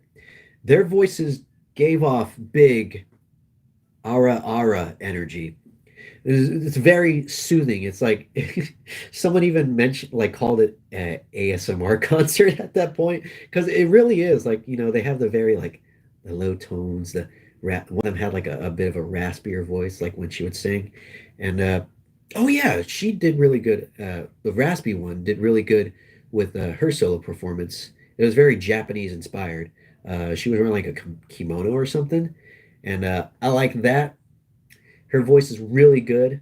Um, I think she's actually mainly just like she was here just to sing or whatever. I don't know, but yeah, that song is really cute and catchy, and the singers are very good in it. And Noel was in it, and I think the girl that did the belly dancing was in it. So those three were like a powerhouse when they were singing, and it felt like it healed my soul.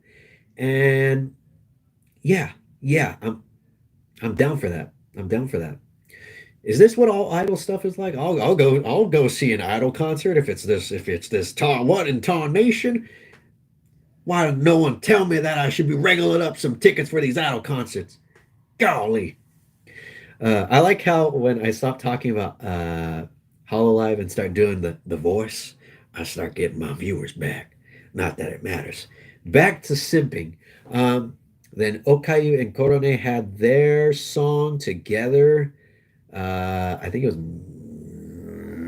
Meteor or something. Something I don't know. Everyone talks about it, but I like that. Uh, Courtney actually sounded pretty good singing wise in that, and I think we'll skip to the end. The ending song was actually really nice. It's very it was a very good way to send it off. I can't really explain it. I don't know a lot of these songs titles or anything. I just know that they sounded good. I might actually talking about this makes me want to rewatch the concert again. So I might do that once this ends after I finish what I need to do. Speaking of which, it is 6:19, so I think we might have to call it here, folks. I'm sorry. I know we've been going for 2 hours and 58 minutes, but you know what? You know what? Let's go for 3 hours. We got time. This has been going on for really long. B2ARK 3. This has been going on for literally almost maybe 4 hours. I've been streaming for 4 hours since 2. I've been streaming since 2 or around 2:15. So, yeah, Cowboy Justin, I'm telling you, you came at the wrong moment. You came at the wrong time. I'm gonna be leaving right now soon. As soon as that 3 hour mark hits that point, I'm gonna be leaving. I'm sorry that you just had to wake up and miss out on me talking as Cowpoke Justin. But don't worry, for next time, Cowpoke Justin will visit you, whether it be in a stream, on the field, while wrangling up some cattle, or in your dreams. Cowpoke Justin will be there for you, and he'll be friends with you, and he'll talk with you, just like friends would. Well, I'm gonna get ready for bed now. It's 9:20 where I'm at. Oh yeah, all right.